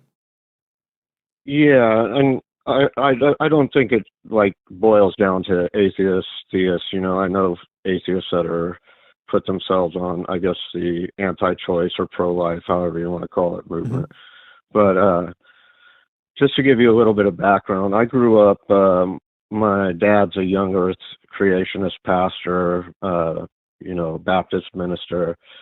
My sister, she was 20, I think, and had to ask my dad's permission to start, or her boyfriend, now her husband, had to ask my dad's permission to start dating her, that type of upbringing, and so I really clashed with my father. We grew up in kind of a IBLP, tough love type environment, and so about 15 or so, I ended up being kicked out of the house. Actually, the first time I was kicked out, it was around Thanksgiving, and now I have seasonal depression because of that. But that's another story. So anyway, yeah, so I ended up on the street when I was 15 and in LA, and I was sexually assaulted.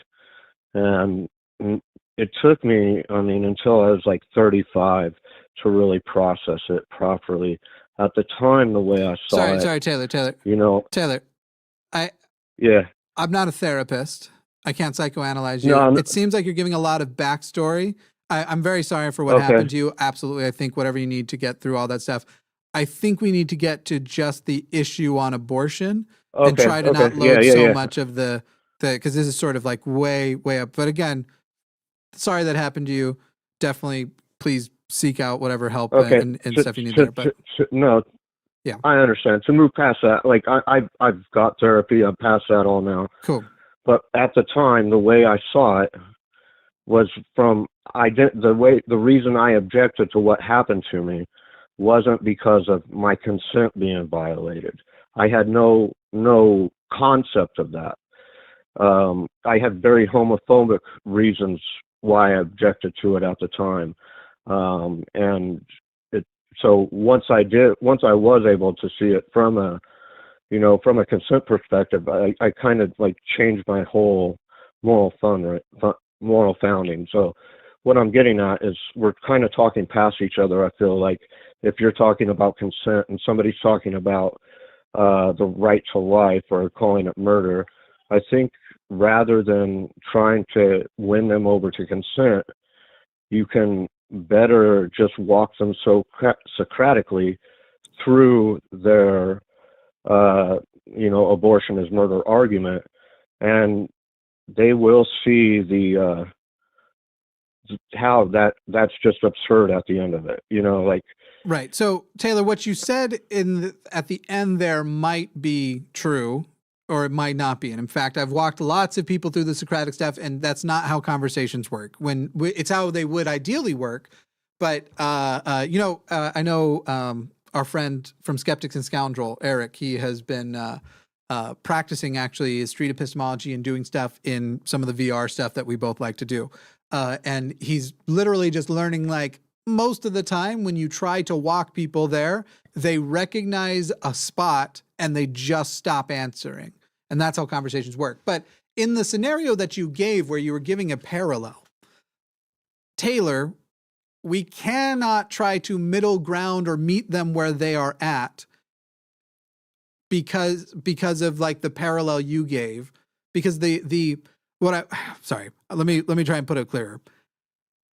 As you were talking about, the way you objected to it wasn't actually on the consent issue. It was actually on something bad, on something like homophobia. The parallel would be like, if we were to use that as the metaphor, it would be advocating for, hey guys, don't, you should be against sexual assault.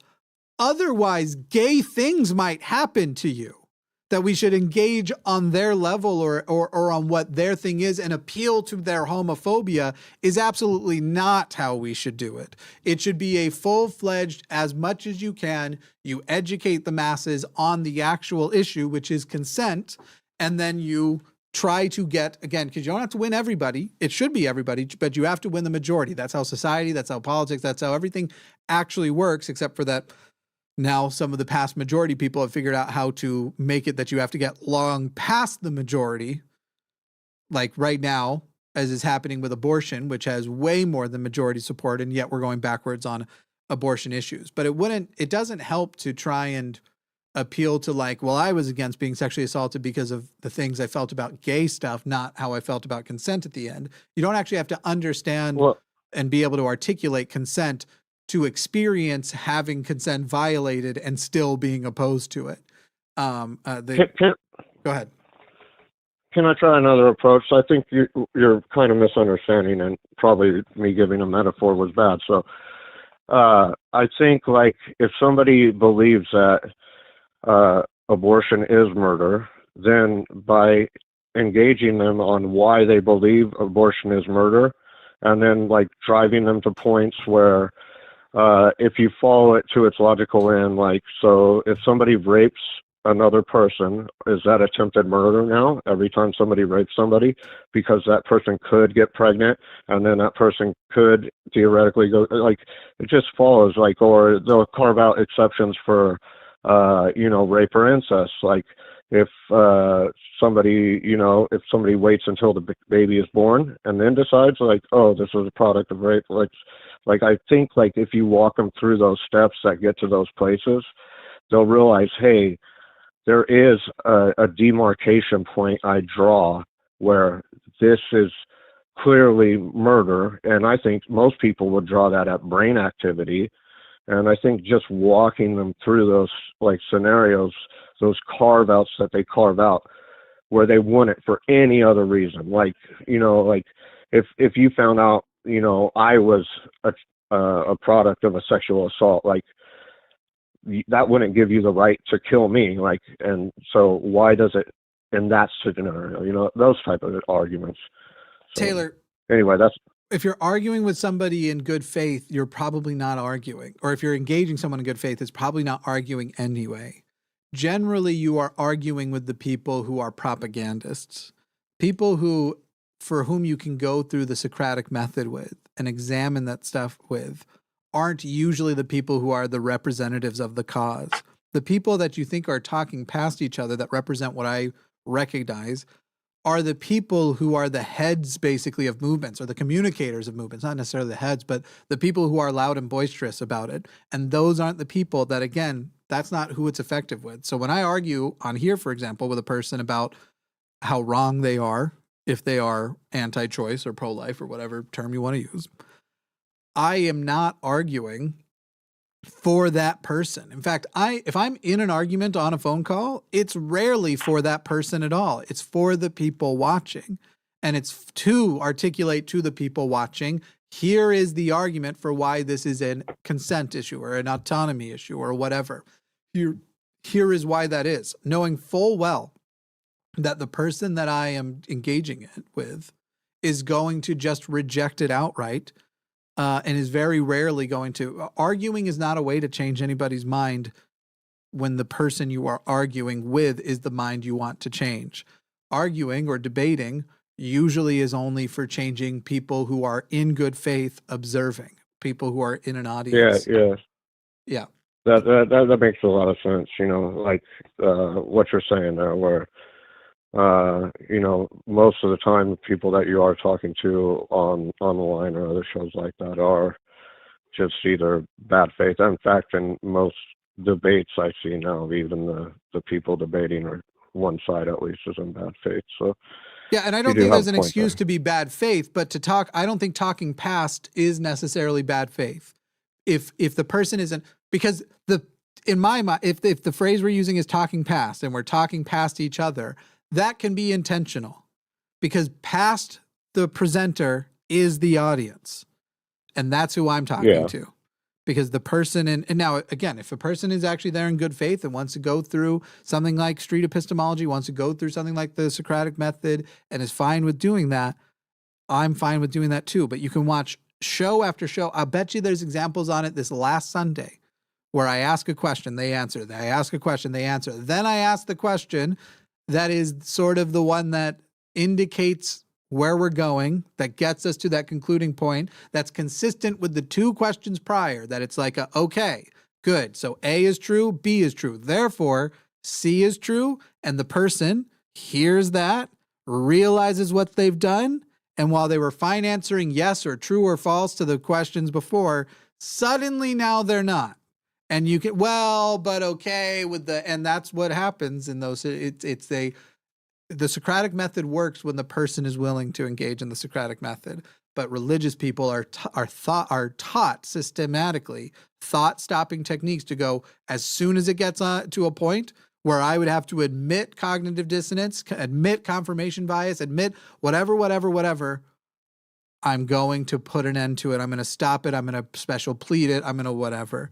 I'm not remotely worried about talking past a person on abortion issues the same way that I wouldn't be worried about talking past a person on race issues. If I'm talking to a racist and then there's an audience in front of me, I don't much care how much is being internalized by the racist. In fact, I intend to talk past the racist to the people who have a chance of having their mind changed, voting and the like.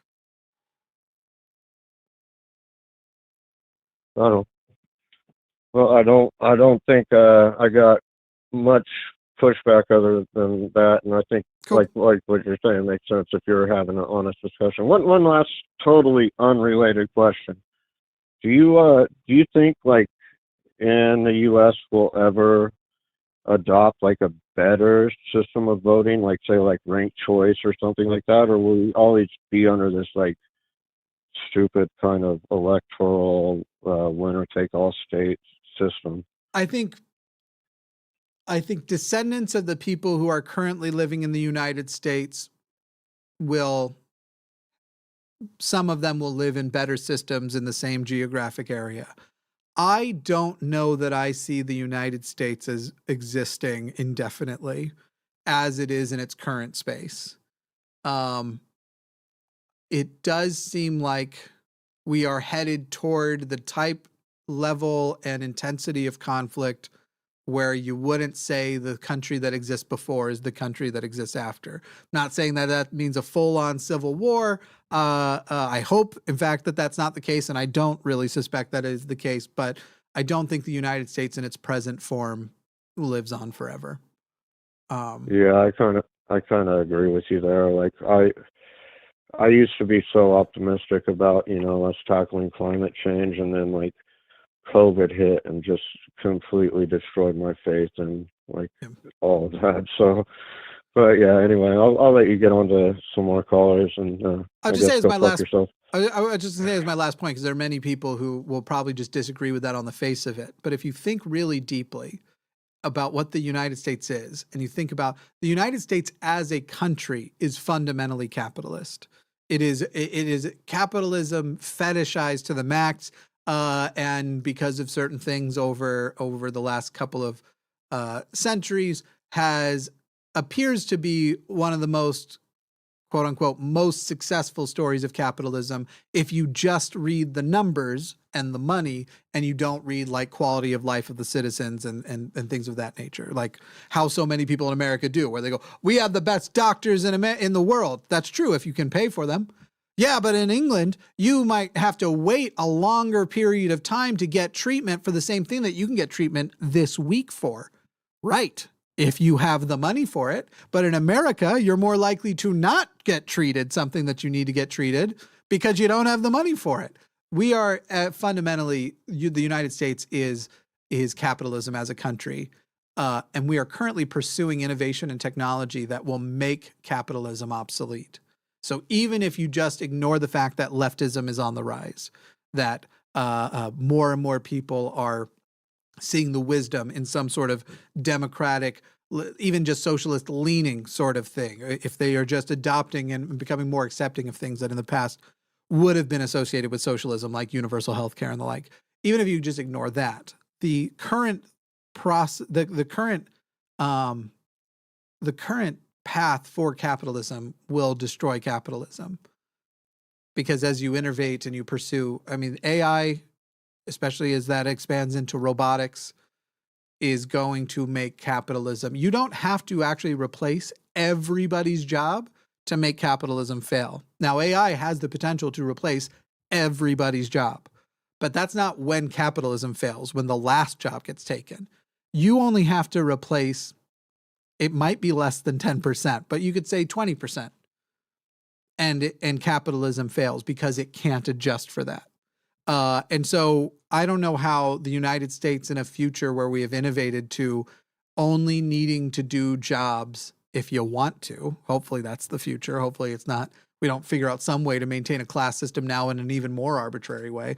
I don't see how the United States, being the capitalist fetish civilization that it is, could possibly stay in its current form. And I could see that being one of the main drivers between it splitting into maybe different countries. Maybe it goes to a sort of more similar to a province system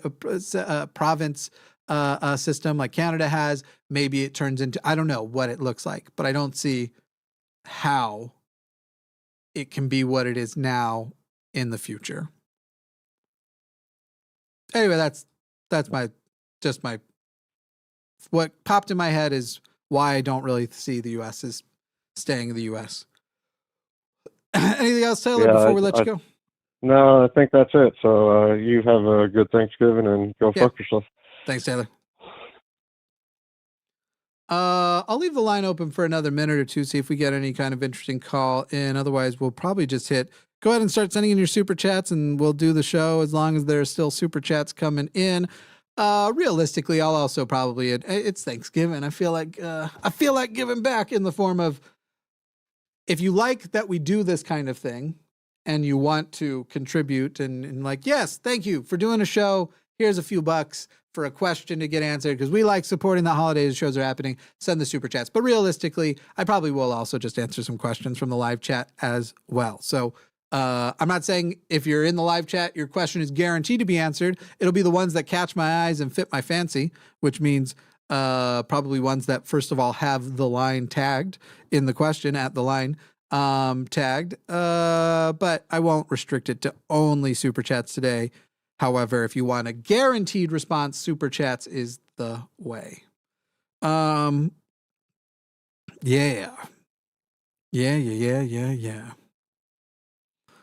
Would something even be invented if it wasn't for making the rich richer? Yeah. Everything has been invented that only makes the rich. So yes, it's going to make the rich richer for a short period of time. But virtually everything that's been invented and innovated at some point stops doing that. At some point it becomes mainstream, it becomes consumer accessible, and then at some point becomes technology you take for granted. But AI is unique. It will make people very rich in the short term, and it's already doing that. It's going to make lots of people very rich in the short term. I didn't know we had so many. I'm trying to remember what the number was. I think it's 20 million. I saw a YouTube short the other day. Maybe I didn't actually research it, but if it's true, if it was correct, I think it said that over 20 million people in the US are millionaires. And I don't know whether that came from I get YouTube shorts from people I love and people I hate because it knows that algorithm knows me. But if that's true, that's a crazy amount. Yes, in the short term, it's going to make people richer. But in the long term, AI isn't. Just think about fundamentally what AI is. It's not just a tool for humans to use. It's not just AI is literally trying to build replacements of humans. It is trying to say, hey, we want to make this technology that is smart like a person is, or smarter like a person is. And you know, the first threshold is like, make it seem human-like, then make it as good as humans, and then make it better than humans. Now, we don't want it to replace us as a civilization, but replace things that right now, the number one things that are getting fucked over, the number one people that are getting fucked over by AI is artists right now. Artists are getting booked less. They are getting, if they don't learn how to use certain tools, like right now, if you're starting out as a brand new photographer, you might be able to more successfully get an appealing portfolio than a person who has been going at it for years and years and is actually good at the craft. Because now people want AI enhanced looking photos. So even if you're the best fucking retoucher in the business, if somebody is able to go and put their thing into an app and get photos that are more desirable to the general market than you, that's the way they're going to do it. And so in a lot of ways, it's gonna put experts, people who are really good, out first. Don't get me wrong. There will be the people who are the exception to that. There will be that percentage of those experts that are like, no, but people understand. And until the AI figures out how to recreate their specific art, you know, they'll have a little bit more longevity. But AI isn't coming for, you know, you hate to use terms like replacement because obviously replacement theory is racist shit. That's some Nazi shit. Thinking about, you know, certain races and groups of people. However, there could be a topic of AI replacement theory and the fact that everyone should be alarmed by it because we're not planning well for it. And it is going to ruin people's lives. It's going to ruin people. In the short term, it already is. It's already begun. But because it's part of the working class and we still live in a society where, well, they can go and do some gig economy stuff. They can go drive Uber. It's fine that they don't get to use their expertise, their creativity, and whatever else. But it's coming for more and more and more. So even if right now the backup job for a lot of people, for example, is delivery, is Uber, is this will at least get me through until the next person. Remember, that's one of the technologies that's developing the fastest. It will be within this decade that there doesn't need to be a human driver on the road. Now, there will still be human drivers for a while, but within this decade, you will see completely automated delivery, and not all of that will come in the form of. That's another thing where people are like, "Yeah, okay, but you know, not in this place. In this place, you're not going to be able to replace, you know, all taxi drivers with automatic Ubers or whatever else."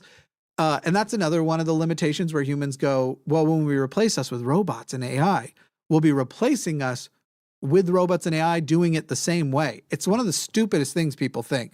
I was having an argument with a mechanic once. It was like, AI will never be able to do my job for me because sometimes I can just tell by the way I hear a sound when the car is running, where it's like, oh, there's a rock stuck somewhere in this thing. And I can just, from years and years and experience of doing it, I can find that and figure that out in just a few moments from running the car. And it's like, That's the stupidest thing I've heard as an argument. It's because you can feel the way the car is humming. You can just tell off of in the time that you first decided you should turn the car on and listen, the future of robotics, AI and all that stuff, a robot's not going to sit where you would sit and listen for it. It's going to fucking scan the car. It's going to do like an instant MRI on the car and find the rock and remove it in that time. And that's if you have to take it to a mechanic. If a car hasn't, eventually cars are going to be able to just repair themselves.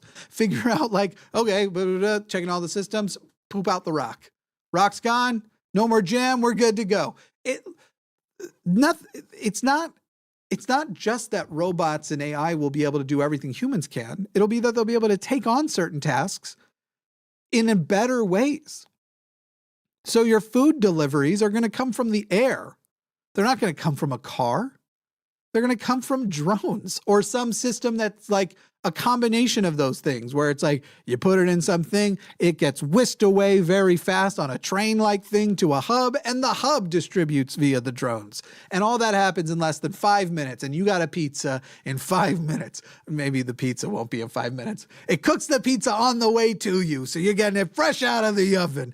It's never going to do it's never going to do what it's not only going to be limited to being able to replace humans in the way humans do it. It's going to replace humans with faster mechanisms, better mechanisms. And we're not really planning for it. Like, these are huge economic crashes happening to working class people who are supposed to be the people. They're the ones who vote, put people into power, happening in their lifetimes. And we're not fucking prepping for it at all.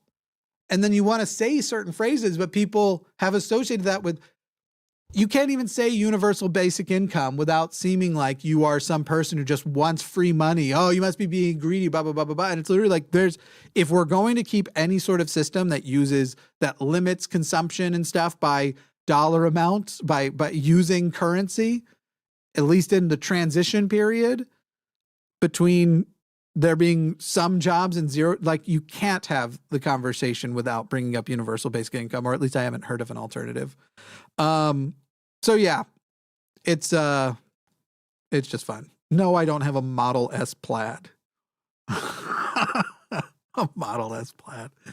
A few years ago, I still have it because the lease isn't up, but at least a Model Y a few years ago, which is a much more affordable car than the Model S Plaid. Whether Teslas make you car sick or not will not affect whether or not self-driving cars will make you sick. What Teslas do present day, the first time I ever put on a VR headset, I had to take it off within seconds because it made me so motion sick, and they solved it with technology. You know that one of the easiest ways to get rid of car sickness? Black out all of the windows. And then you can literally do motion stabilization to basically make it feel almost always like there's little or no, but car sickness happens from, especially if you're looking at something solid and your periphery is moving. Self-driving cars won't need to have windows that you can see through. I think they probably always will, but they'll be black. You'll be able to black them out if you need to. You'll be able to lay down, do whatever you need to. If traffic is completely controlled by AI, you won't need seatbelts or anything because accidents will virtually never happen except for like true quote unquote acts of God, acts of nature, like an unforeseen tree falls on the car or whatever.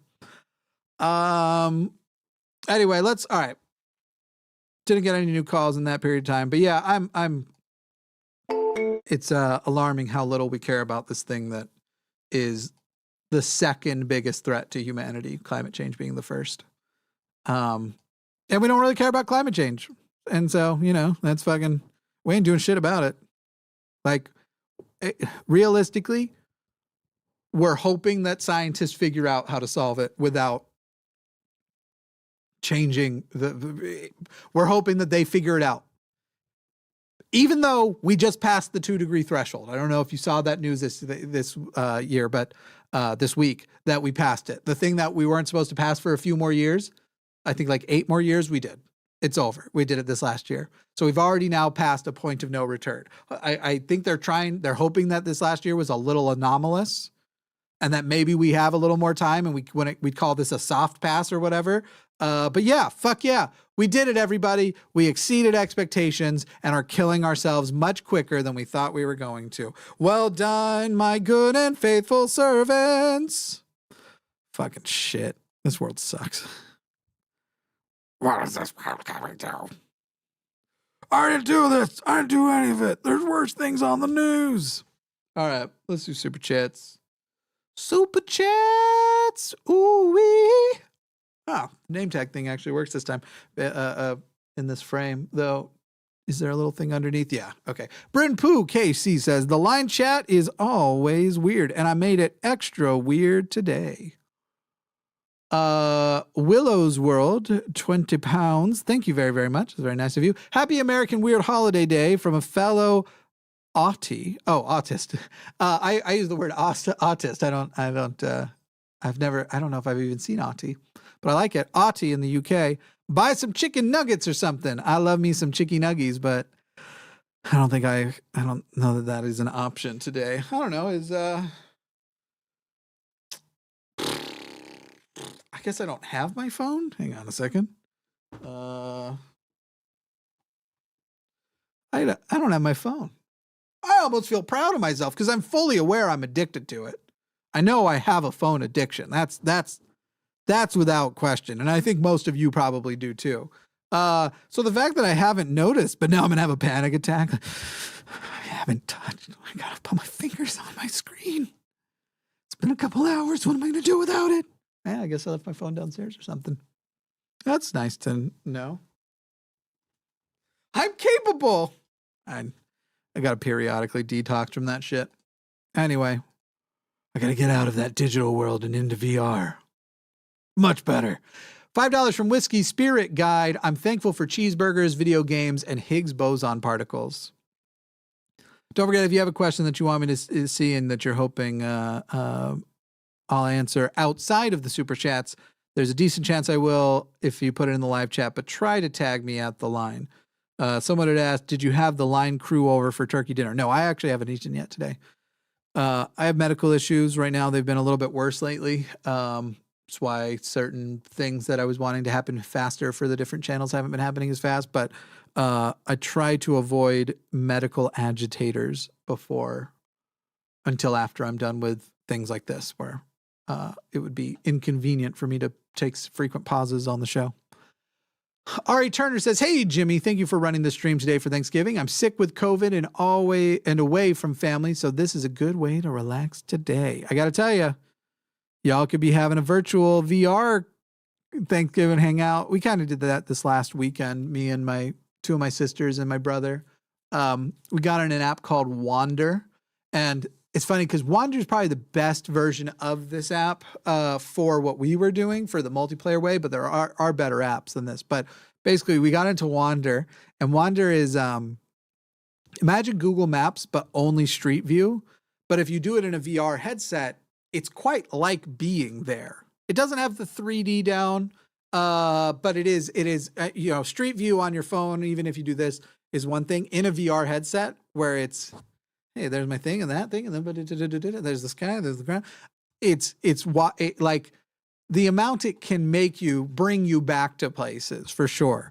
Obviously, there's some things like, where's the camera on those Google cars that are going around, like 10 feet up. So you're very tall in the app. But anyway, we did that. And we basically went and revisited most of our childhood places, seeing how much people could remember stuff. It's wild how I have so many memories from especially the house my family lived in Florida. But when I go back and I visit it in VR, it is the same house, but it looks so different than memories that you make around it, that it like takes you a moment to, when you get there, you're like, am I at the right place? Is that the right? Like with my grandparents' house in New York, found that the other day.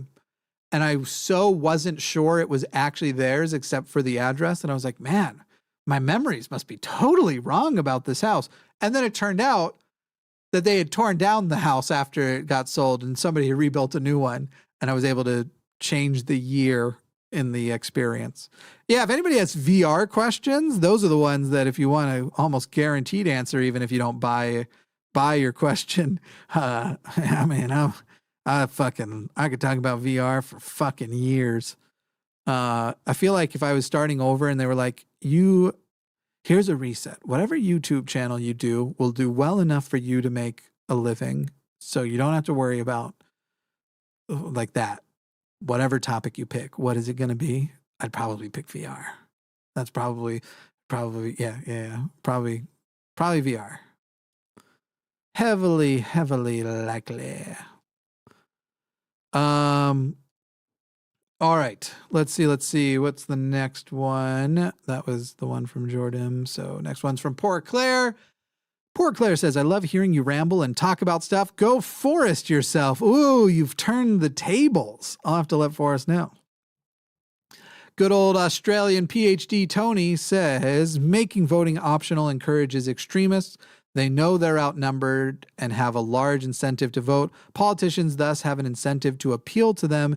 Gerrymandering is also bad. Yeah, I know Australia has mandatory voting, but I could be wrong. Somebody correct me. You can. So I think the worst thing about mandatory voting in Australia is probably that it's still mostly in-person voting, though maybe you've changed that since COVID. There should be options, easier options. Basically, I know I've heard a lot of people from Australia talk about how horrible the lines are now. I don't know if that's because they planned poorly or if that's just what the system is in place. But I would create, like I said, an easy way to drop off your ballot, not have to stand in line and do all that nonsense. But yeah, I'm pro mandatory voting, but that you should be allowed to return an empty ballot if you like. That seems to me the best way. Order now and get a free emergency pizza to use next time. Wow. What runs on Thanksgiving?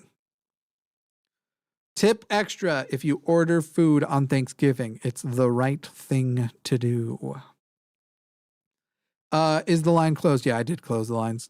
I said I was only going to have them open like 1 or 2 more minutes, and then I think I had to open for like 8 to 10. Happy thanks Jimmying. Go Jimmy yourself, Jimmy. Thanks. Welcome to Thanks Jimmy. God, that'd just be the final form of YouTube narcissism. We're doing I just realized though, YouTubers do, creators in general do shit like that. We're like, all right, welcome to this holiday. I've replaced some part of it with, so everybody be ready for Jimmy Miss this year. I'm happy to take the Christ out of Christmas. There is a war on Christmas, and I'm its head soldier. Except for that, the main person who popularized that turned out to be a fucking sack of shit. Robin Webster says, win a signed copy of Dave Warnock's Childish Things on the Kentucky Atheist. Comment #book on any video. Go fuck yourself, Jimmy. Apparently that's the thing. That's cool. Viva says, happy colonialist day. Do you think Joe Biden will stop doing genocide anytime soon? Free Palestine. No, I do not. I think that he is a Netanyahu simp and an Israel blank check supporter, basically. I mean, granted, again, it's been better than expected, but clearly that's from public sentiment. Like, Joe and the UN would not have done shit if it wasn't broadcasted how many people are watching this time, because they haven't historically. Like, there's been other problems. It's not as though the open air prison started on October 7th. That's just when things escalated, and now people were ready in a different way than in the past. Anyway, yeah. So no, I don't think he'll stop supporting genocide. I don't know if is he doing genocide? I'd more say supporting it than anything. But I do see is what is happening in Palestine is early phases of, actually not even necessarily early anymore, but genocidal. You'll have to make me try VR. I want to be my fursona. No place like VR chat to be a fursona. That is like the place. How much to change the line's name to The Lingus? $5 million. And I'm not saying that it's possible, less wouldn't be possible, but my kind of cost of anything is I can't think of anything that wouldn't kill me that I wouldn't do for like $5 million guaranteed, the whole list of things. Just $5 million and I'll do anything, including just leave, just go away.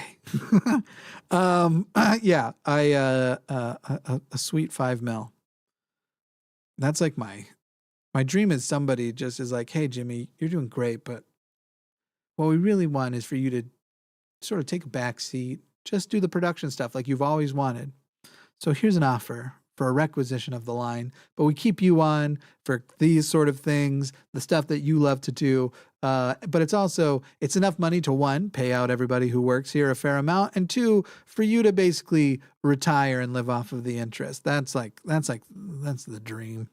Of course, it's not going to matter when capitalism fucking fails. So it'd still only be a temporary solution.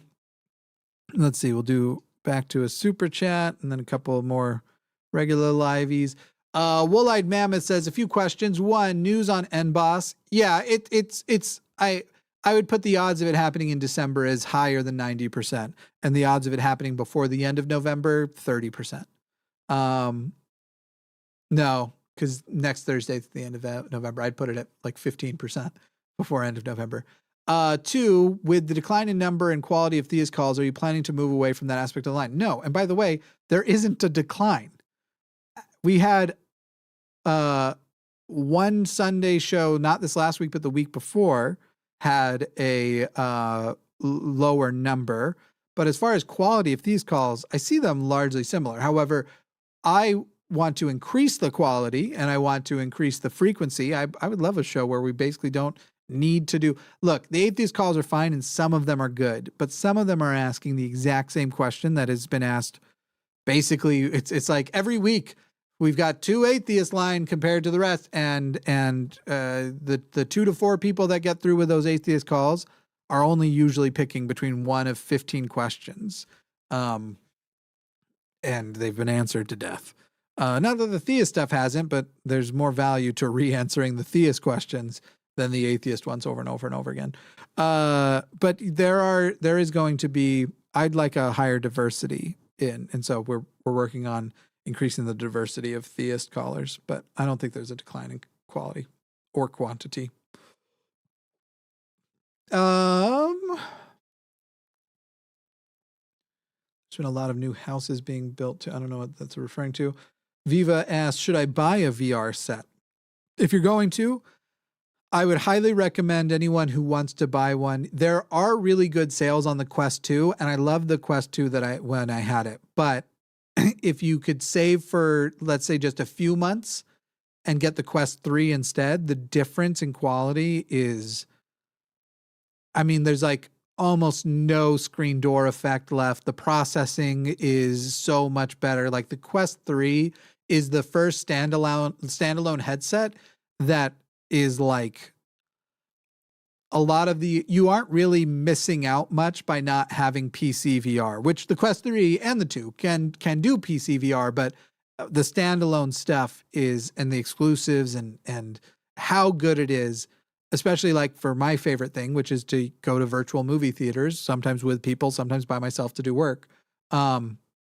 It's so good. So the Quest 3 launched like a month or two ago. It's $500 for the 128 gig, but it is everything you need. So it's you really think of it as like a console, except for consoles don't come with displays usually. This is the console with the display built in. And yeah, that's the one that I recommend the most by a lot. What kind of games do you prefer to play in VR? I love, so like I was talking about, I use an app called Big Screen a lot. And it's basically virtual theaters. So you can either be in a virtual movie theater, like one of them is like IMAX size, absolutely huge. There's actually a few theaters to choose from, or you can go to like a virtual camping site where it's like you're sitting around a fire, but there's a big screen. There's a lot of, I'll go in there also to debate theists, because a lot of theist rooms get open and invite debate. I don't just go in and go, theists are here, you must argue with me. Sometimes I just go in and I just listen, and then somebody would be like, what are you? So are you or whatever? And I'm like, I'm not actually, but oh, interesting. I'm not a theist, but I'm not trying to take away from y'all's stuff or whatever. And then often that's when like the questions will show up. I'll be like, oh, well then what about this and this and this? And then, so I like those. They can be quite conversational, very good conversations. I already did this. Why are you being shitty? Maybe I'll just make something after because this thing is not working with me. Otherwise, I've been playing a lot of, when I'm playing a game, because I'm not actually a huge gamer, but I do love VR games. I've been playing a game called Dungeons of Eternity, which is almost like, it's just like, kind of like Dungeons and Dragons almost. You're trying to find treasure, and you got an options between like magic or weapons like swords and hammers and stuff like that. Throwable weapons, crossbows, bows, shields, that kind of thing.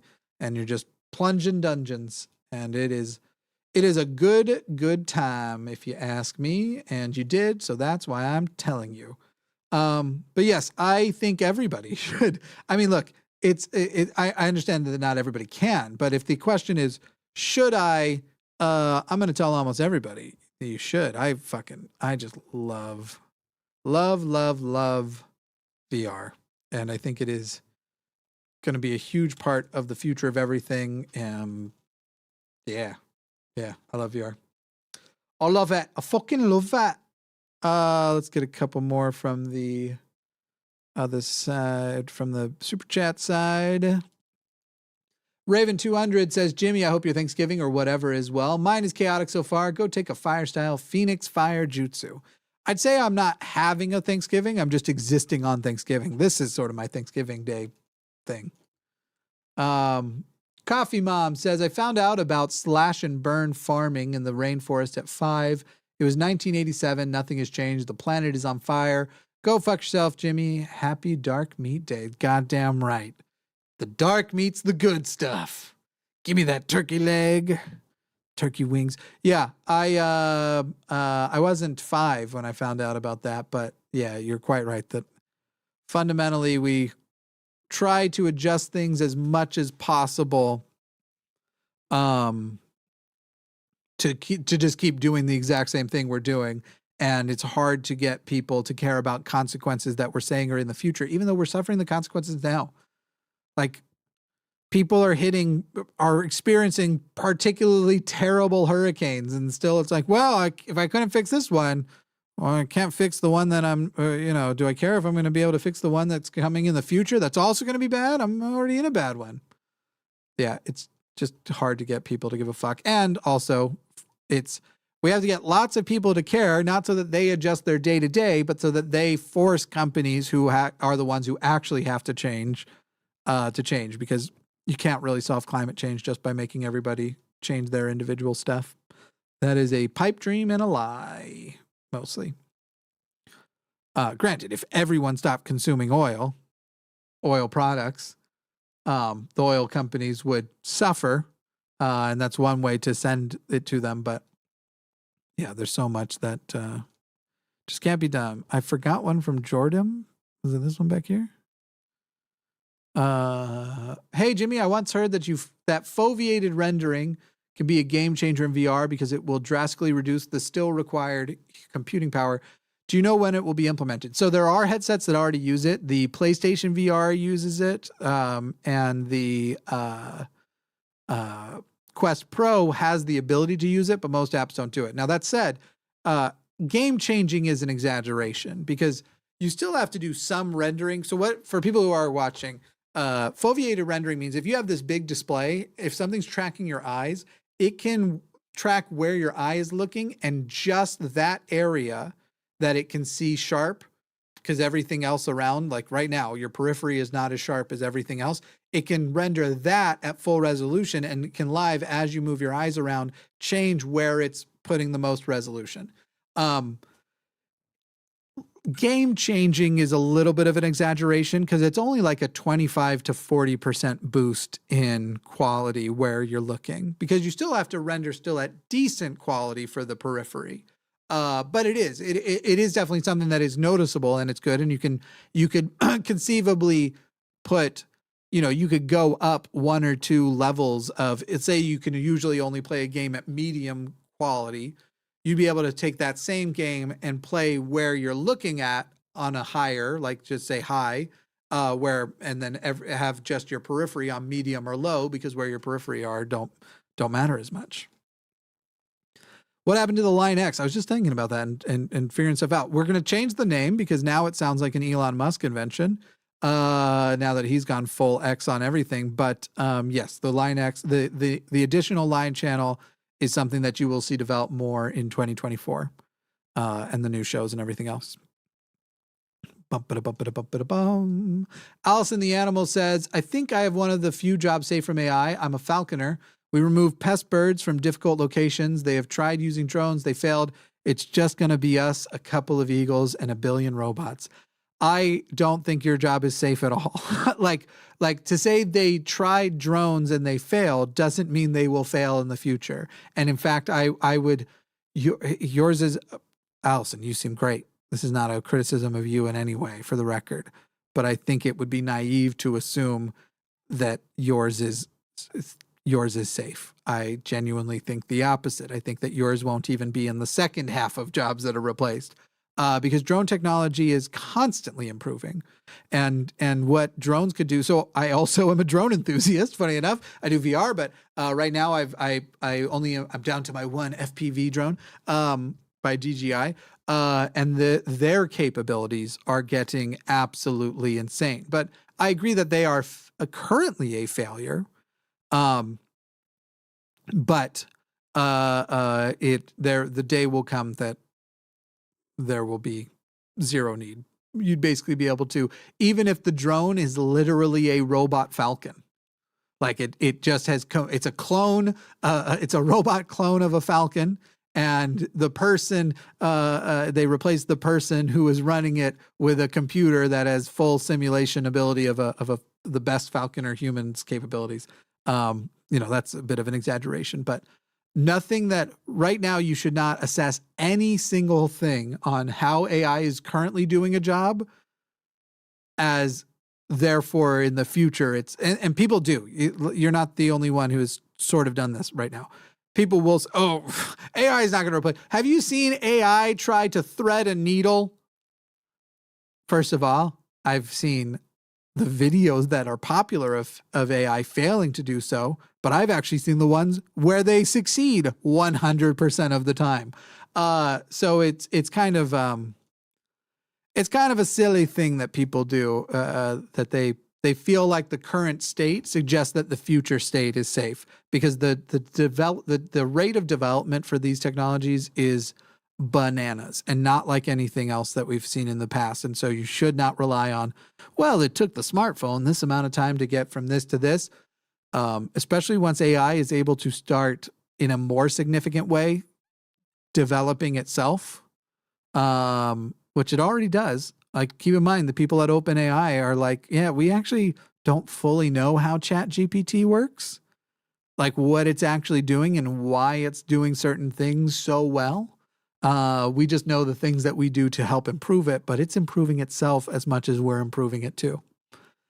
Anyway, Muggy at a Typewriter says, I'm alone and sick, but you kept me going today. Thanks, Jimothy. Any thoughts on who you're voting for in the primaries? I'm leaning toward you. I don't know yet. I don't think we're locked in yet.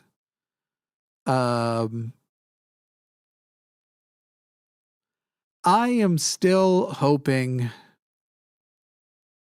that some excuse to open it up to a real either primary challenge or just Joe Biden goes, I just realized I'm super old. Serious, not a joke. I'm hoping that real primary challengers are possible, but I don't know yet. Ask me. I imagine I'll have decided by February. When are the primaries in Texas? Let's see.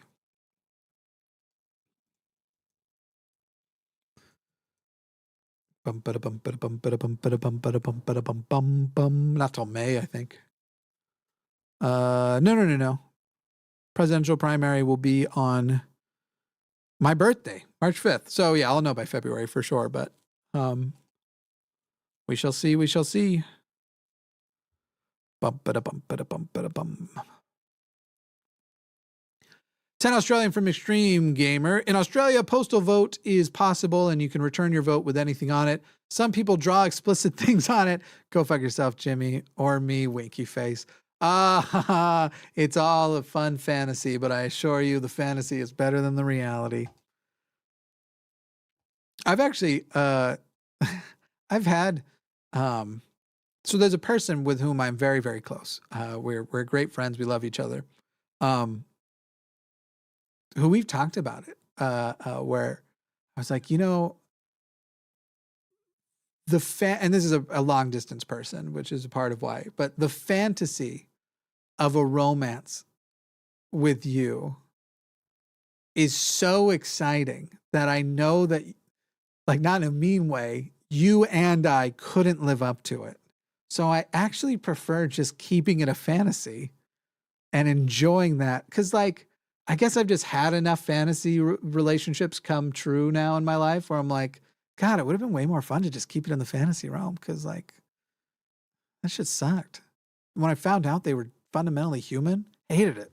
No, that's not quite a correct summary, but yeah, fantasy's better than reality. Deanna DeWall says, have you ever watched The Expanse? It's a great show and the books are even better. I have never watched The Expanse. I've heard of it, and I think that I know a couple of people who have told me it's crazy that I haven't watched it, but I have not. Most of the stuff I consume are shows that I've either been watching for years or are like, you know, big moments in pop culture. Like, I fucking love The Boys. Really excited for the new season of The Boys to come out. But a lot of the stuff I watch is just replays of stuff that I need to be background noise so my brain doesn't outcompete itself and loudly distract me from the things I'm supposed to be doing. Let's see. Yes, I saw that Ayan Hirsi is now, quote unquote, now Christian. Her descriptions of being Christian is not anything I've recognized as what being a Christian is. However, I have never been fond of Ayan Hirsi. She has always, so the thing is I had my suspicions for a long time, and I had opportunities to potentially do, not necessarily work directly with her, but work on things that she was also doing. And I passed on those. And I always worried, it's like, man, these things, this is a red flag, this is a red flag, this is a red flag, but kind of kept a lot of things to myself because it's not usually a wise thing to say like, hey, you know how we don't have a lot of ex-Muslim people of color women in this space? Well, one of the ones who is very popular, I don't like, because generally it's not going to like, that's not a popular opinion to hold. And so I just kept it to myself and just kept working on and doing. I mean, the list of people, by the way, who I don't like and don't work with, is very, very long, but it's not like with a ton of contempt or anything. It's just like I stay clear of this kind of thing, this sort of red flag, this sort of red flag. Anyway, I've never been fond of her. And I've always thought, you know, in private, I use the words fraud a lot. Just this, and this kind of seems like a fraud. Not a person I'd call a skeptic. Kind of seems like da-da-da-da-da. Anyway, now her coming out as Christian, I'm like, this is exactly consistent with the kinds of things that I have thought of her in the past. So maybe I should have shared so I could be vindicated even after people get mad at me for it. What are the latest advances in VR porn? VR porn isn't, so it's hard to advance VR porn because, let's just say it's hard to advance VR POV content beyond a certain level of clarity. But fundamentally, whatever you're doing, that's POV, if you've got a headset on, you're only really able to move your head like this, and that's the amount of like stuff you can see. Sort of similar actually to Wander, except for that you can still move to all the different places, but you're still kind of locked in a hard position. So all you can really increase is the resolution and stuff. But obviously they're more and more creative about how they film, where they film, what kinds of cameras they film to try and make it look more realistic. If you're doing POV content, you're looking down and you've got, you know, some actor's body that isn't your own.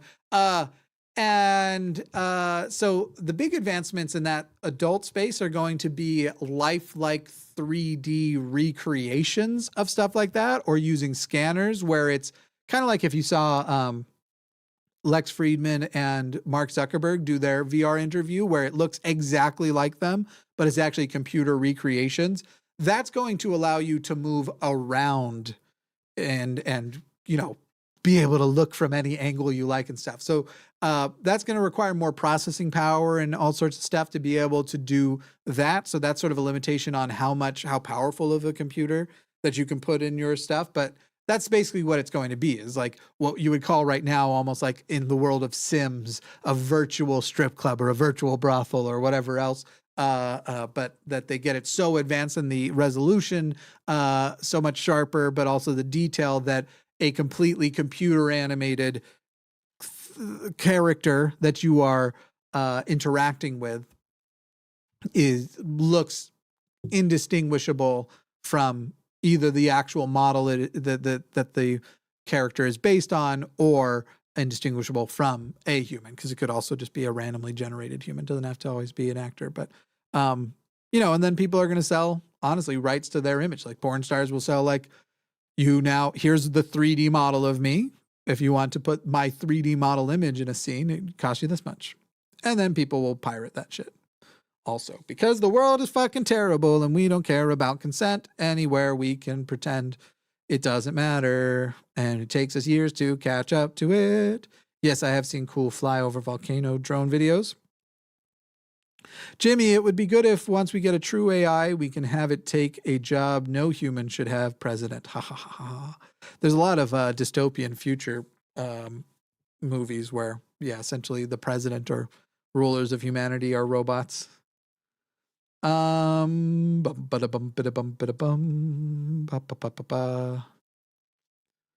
see. I don't see anything else jumping on. But yeah, the future of VR is exciting. I'm very, very excited for it. I'm glad Apple is joining the space, though I don't think that will be the kind of in the same way that a lot of people pick iPhone versus Android. I think that the direction they're taking it is going to be fundamentally key to advancing certain things for other companies. But I don't imagine, the direction they're taking it also isn't necessarily the direction that I'm most excited for. But we'll see. And I think they're also trying to normalize some things that are a big risk, like the brick battery that goes in the pocket. That'll be very interesting. Please don't pull an SAO. Hey, as soon as the Sword Art Online game comes out, that'd be one that I would play heavily. All right, well, cool. That's it for us. That's it. That's the show. That's Thanksgiving. I'm thankful for all of you. I'm thankful for the people who work here, for the people who have made the line so great, and that includes the people who volunteer to mod and screen, the people who work on the production end with us, and the people who host here. But it also includes you, our audience, who are amazing. I'm going to go have my Thanksgiving meal, and that it will be my first meal of the day on Thanksgiving. But it won't be maybe I'll make some mashed potatoes. I don't know. It's not going to be particularly Thanksgiving themed, but should be fun. Should be a great day. Here's the whole list of patrons that I actually think is. Oh, well, I fucked that up. Let me see if I hit reload. Does it start from the? There we go. And the banner's missing because I'm using the Cus I Wanna thing, and I hadn't used it in a while, so some of the graphics and stuff were behind because I didn't get everything updated like I thought I had.